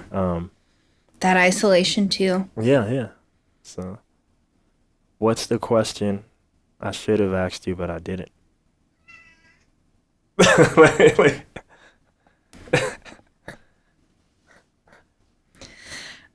I have no idea. What's the question I should have asked you but didn't? I'm trying to find the same way, because a lot of people, when I ask goal in life, they say happiness, but I figured out once I ask, well, how does one do that? Yeah. Eventually I get an answer, but I'm looking for the counter for this, because most people do come up with a question, but there's been like one or two who haven't, and I don't have a counter for help. Yeah, like because it's so vague right now, but there probably is a good counter for that. I just don't know. I don't know. I'm not good at that. I'm not good at these. It's like a someone called me lazy. Thinker. Why are you making me do your job? Well, it's also like, what do you want to know? I don't know what you want to know. I think I came up with that probably because of I think like I said, some people don't know like that they can steer the conversation too. So I think sometimes people wanted to say stuff and I never asked them. I was like, well, here you go. Here's your chance shot to say something, or forever hold your peace, right? That's how the saying goes. What? Was that like the NBC thing you just saying like while I was like... I make a lot of noises when my brain is like trying to think. Got you. Or if I don't know how to explain something, noises will just appear. Noises appear. Damn. Seeing the noises. I don't know. All right, you don't have to answer it. Oh, I don't know if there's anything that I need to say that wasn't said. How was it interviewing without Ben? How was the single performance of me? Oh, it was great. Like we talked, and then like we always talk. Yeah, I know, but he didn't sit there and laugh and do the Ben laugh. He's such a bad interviewer. Because he probably would. I was gonna say what would have happened is he probably would have either said one answer or let you go, and then done the laugh, and then and then you would have talked anyway. Right. So it's like enough. We've got this. Yeah. If he wants to do one for the podcast, it would just like I'll just say hi to him, but then you'll speak for him. Let you hit all we're a good team because I remind him because we do talk a lot. Yeah. And so I feel like I know a lot of like his, though I couldn't tell you his process. Yeah. Like we have very different processes and his seems very abstract to me. But I am able to guide him more of like, no, like, like, you know, this answer and you've talked about it. You just need to get it out of yourself. So we're a good team in that way. Yeah, yeah. But yeah, it's nice to not. do you know E Burner? Mm-mm. Okay. You know, he's an artist in Austin. But he's I'm friends with both him and his girlfriend, but they've been together for a while, so it's like pretty serious. And but at that point when they do the podcast, we're still like new to each other. Mm-hmm. So he does it. He's doing a podcast, but his girlfriend's there like off mic, but she's also like is making a living as a publicist too, you know. And so she's obviously doing it for him too. But see, it's like I'll ask the question and like every once in a while, I wasn't for all the questions, but she's like, so say something like off to try to guide him, you know. He can talk though. Unlike Ben, he can talk though. Yeah. But for some things, he'd be like, and she would just say it, and I was like, dude, I should just give you the mic, like you should just have came on, because I did ask, but she didn't want to do it. But yeah, that's what that reminded me of. But she ended up doing the podcast herself too, because she had her own like stuff she's working on and everything. Well, that's why I joined the first one, because it was like, I know I'm gonna say something, I might as well just participate. But I feel like you're so part of it anyway, that it's like, yeah, you should be both on it and then not on it, you know, like or both on it and then have your own too, because you're also ingrained, you know, like there's not for a second I didn't think you were gonna be there last night. You know, like when I showed up, I didn't know what I was walking into at the Super Friends meeting. I didn't know either. But I was like, I know who's going to be there. Like, it's going to be both of you. It's not just going to be Ben, you know? Like, well, I did question, like, should I go? Yeah. Because there are things where I'm like, no, like, this needs to be you. This doesn't need my presence. Like, I don't need to be there. Okay. And there are things that were, like, a lot of feedback stuff I really did not. Like, I totally stepped back. Even though they were, like, Steven was like, you know, come, we want you. There is stuff where I'm like, back. And I think that comes from, like, I don't know if you feel this, but, like, as, like, a videographer, as, like, a photographer, like, we can't just be like... Yeah. Yeah, sure, I'll do whatever work you want for me. You know, like, we can't offer our services the way that maybe a musician might be able to offer their services, because we will be fully taken advantage of. I mean, that might have been, like, a backward process of how I got to it, but, like, that's probably why, like, one, I'm not a big fan of taking photos anyway. I mean, I'm not a big fan of taking video. So there you go. We need to start. Sounds like we need to do a business, because I really don't. It's two different worlds. Yeah, and like some people, like I only started taking photos because it happens to take photos, but at a certain point, I was like, you know what, like, because I have a whole funny relationship with music that I think I've touched on with you, like in terms of going to live shows, like. So this gives me something to do. So that's one of the reasons why I like doing it. I think doing it so much, I've kind of like real better at handheld though. Yeah. Like, and then I only like manual focus, or at least only do man. I haven't. Sure, auto is great too, but you do it enough, I'm like, all right, it's developing a style too. I can see it now. But I was like, all right, I can give people clips. I don't gotta like film the whole damn concert, but I give people clips and they'll like it, and I don't gotta edit nothing on post. Cause I don't color correct nothing. It's just like raw. Here you go, because they enjoy it, because they want content, right? Like you saying, and I didn't do no. I got to like practice. Which I'm not even considering a practice. It was just like giving me something to do, because I won't be knowing what to do at some of these shows sometimes, you know. Cause, I hear you. Because it's like not my environment. Like it's my people, but it's not my, maybe because like you said, the bar thing, you know. But it's just, well, it can be a number of things. Yeah, you know. And it probably is with me. But that gives me something to do. And that was a large start for the button business. What? Oh, was it really? Mm-hmm. Damn, the same origin. Because I was like, there is a limit of like, I don't want to take pictures at every single show. especially like camera, like phone, sure. Yeah. No problem. All day long. Yeah. But like camera where I have to go in and edit that for hours. Yeah. Like, are you kidding? Yeah. No. But I do need something to do, and it would be interesting to make some sort of profit at something that I'm going to anyways constantly. Yeah. So a lot of that was formed from Kaelin Love, the button biz. Which I'm thinking about adding stickers. Oh, you should. Little side stickers on there. Why not? Do it. It sounds like you already made the decision, so I think you should. It's so open. I can do whatever I want. There you go. But if you want to do it, I think you should do it. There's in the worst case for photos, and I only started doing it maybe around November, because I noticed I would just do like the screenshot of the screen, but I was like, there's a real way to do this. Why don't I just learn how to do this? And yeah, so now I'm shooting in like 4K, so I can just screen grab anything. Yeah, so if I need a photo, I notice it isn't I guess it's not, I don't get the deep color thing that you do from a raw photo, but it's still good enough, like it's still good enough for what, this is, Yeah. So if I absolutely must get a photo, but yeah, I mean, yeah, it is what it is. I started shooting for Exploded Drawing whenever we moved here. Yeah. So it was perfect timing, right? But it was such a dream. Oh, I wanted it for a long time. But they had these people who were like tight with them, and I was like, Yeah, Andrew's very tight with his stuff. Okay, I remember I tried to stream, and eventually he was like, he talked with the people, but it just seemed like he didn't want another person in the circle. Or at least it just wasn't gonna work out. Not like no malice or nothing, Yeah. Just very tight with it all. So. But yeah. Whenever they asked me, I was like over the moon, just so excited, because it's something that I really love. So it was like the idea of them wanting to use my photos.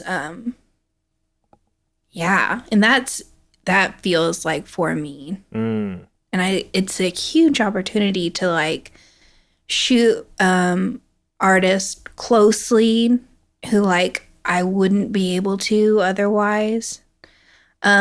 But they often want video, and I'm like, sometimes I just straight forget, because I'm just not a video. Sometimes I hand Ben a camera and I'm like, you got to get B-roll because he wants it. And sometimes I just flat forget.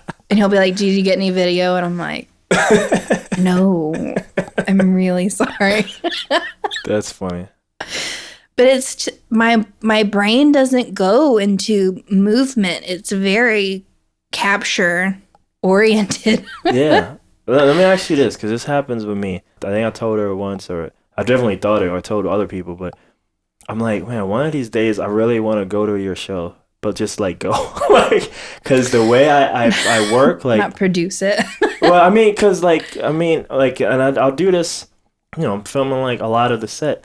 But I'll do the same thing now for like Tomas too. I'll just go the whole time he's there, But the thing is, when I'm doing that, when I'm in video mode, like I'm not really there, to the point that I don't know who it was. I don't know if it might have been, I think like Caitlin came to like to one of Tomas's shows, and like she touched me just right here, and I think I said hi, but like I'm not there, like I'm not really there, Yeah. So I don't think I was rude or nothing, but it was whatever it was just kind of like disassociated. Yeah, like the New Yorker probably was like, yo, why is someone touching me or something, like, because I'm not there. Snap back. I didn't snap. I'm pretty sure I didn't snap though. I think she will let me know, but whatever it was just brief, like hi, and then like because I'm not there, like, and that's what happens when I'm in video mode. So like I don't know, like, do you disappear like too also? Especially.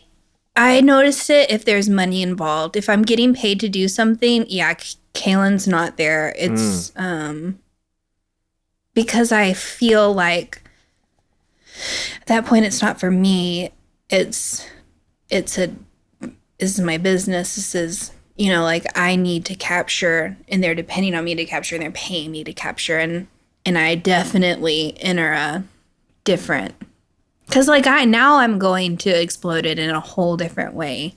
Whereas like it was like the last one, I just like busted. We were a little late and I just like busted through the door because there's so much time that they play. I think it's like 15, 20 minutes. So like I can't miss it. They need every person. That was the DiBiase, right? 10-minute, 15-minute, whatever, for 9 years. All right. But I went back to the door and like Andrew was there and I was just laughing. I was like, I just bursted in this place like I own it, and they were like, "You're fine." But it's different now. But I kind of like it. I kind of like that turning off and being. I feel like I'm really present in the moment because I'm really looking. I'm looking for an angle. I'm looking for something that I haven't seen. A new way of seeing it, a better way of seeing it, where I need to get to. Who do I need to make friends with this person so they'll let me in front of them? Yeah. You know, like it's a whole different feeling than just being at a show. I don't mind it.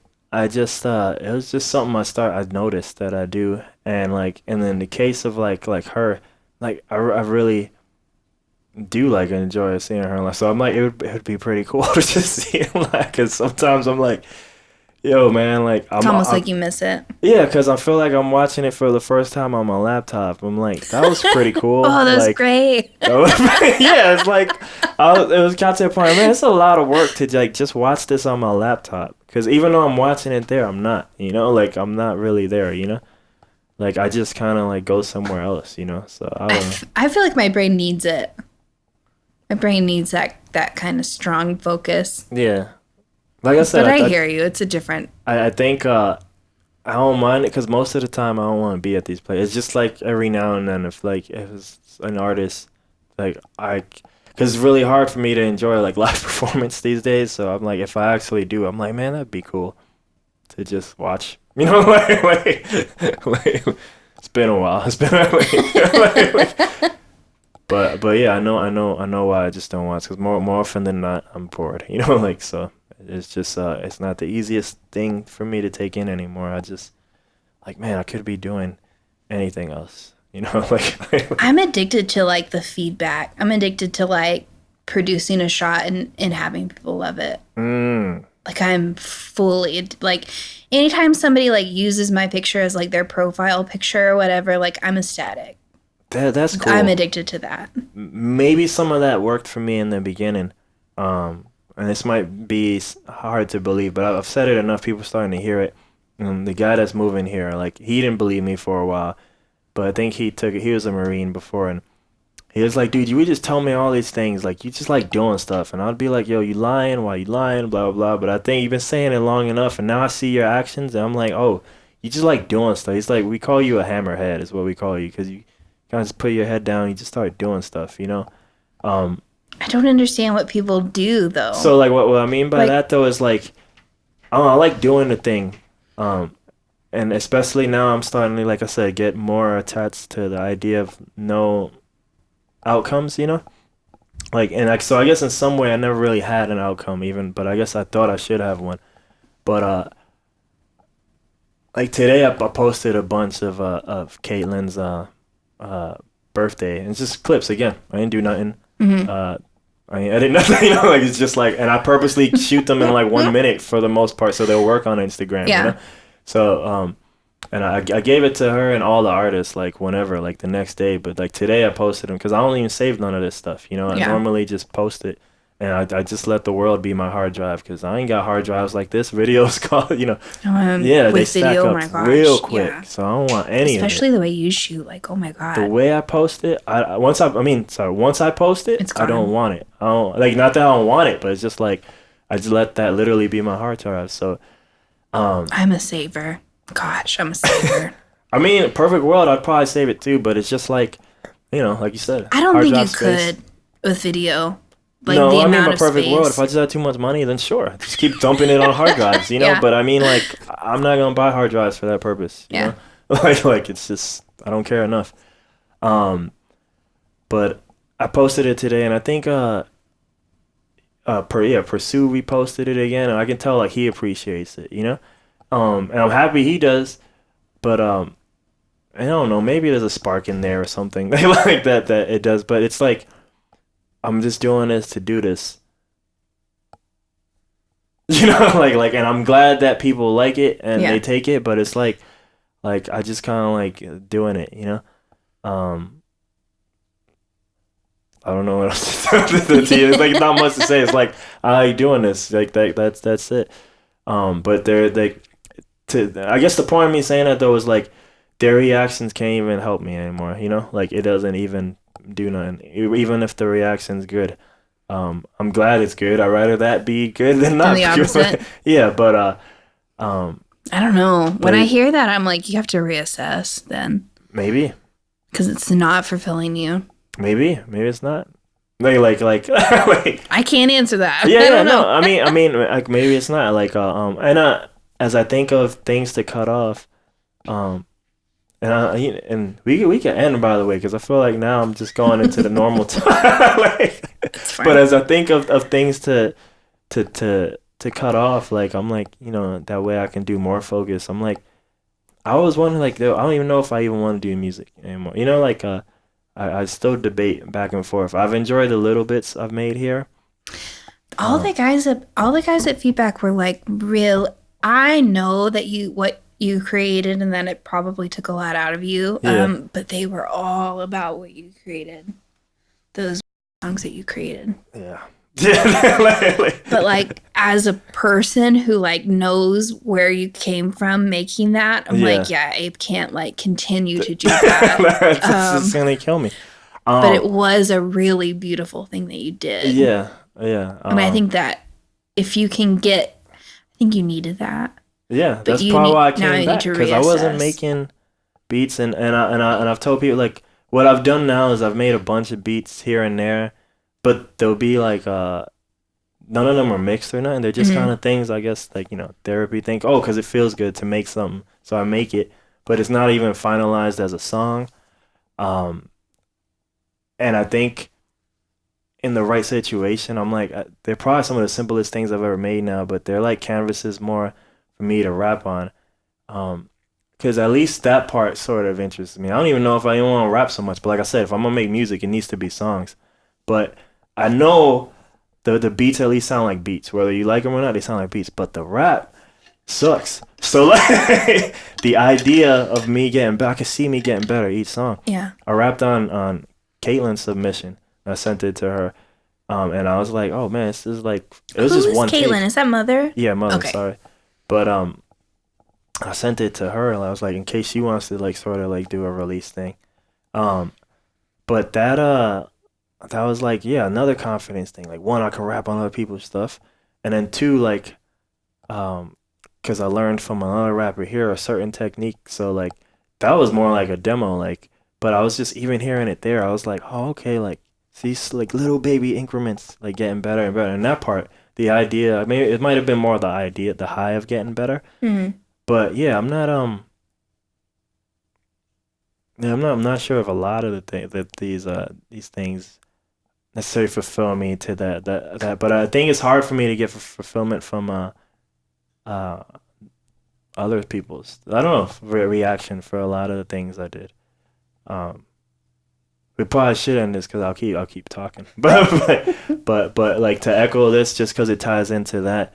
When I said I transcribed her life, the only reason it kept going is because I think I got that feedback from her, and like that it meant something. Otherwise, I was like, all right, here's one I'm good. Yeah, I'm you would have moved on. Yeah, like, but you like it, so like that was one of the rare instances where I was like, okay, but like, yeah, there's not a lot that I do. Like lately, I've been getting even like good podcast feedback, like from other podcasters, because I'm like, oh, you do want to, we'll trade like podcast stuff, and for some of them, I still haven't heard their podcast. I feel bad because they actually went and heard mine, and I'm like, I didn't expect that, but they heard it, and it's like, yours is good. I like hearing yours because you act like, you know, however you act. I'm like, your voice is calm and blah blah blah, and it's like, I be doing this, and they go crazy. Yeah, and I'm like, I mean, they probably had like a goal versus like me, like.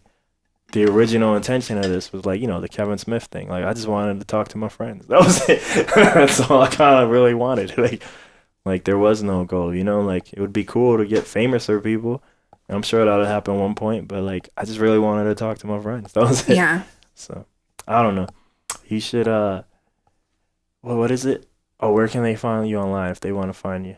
Kaelin Crowley. Mm. Kaelin Crowley, or that's like my personal life. That's me. Kaelin Love is the button business. Kaelin Photography is the photography business. Last words? Last words. Be happy. Reassess if you're not happy. Change if you're not happy. But live. Damn. Because if you're not, what are you doing? What's the point? There's no point. Ponder that. There you go. And love cats. And love cats. I'd grab the cat and show it, but I don't know if that's She proper. would not be about that. Yeah. Bake that chicken, smoke that turkey. Boosh. Fine pizza way.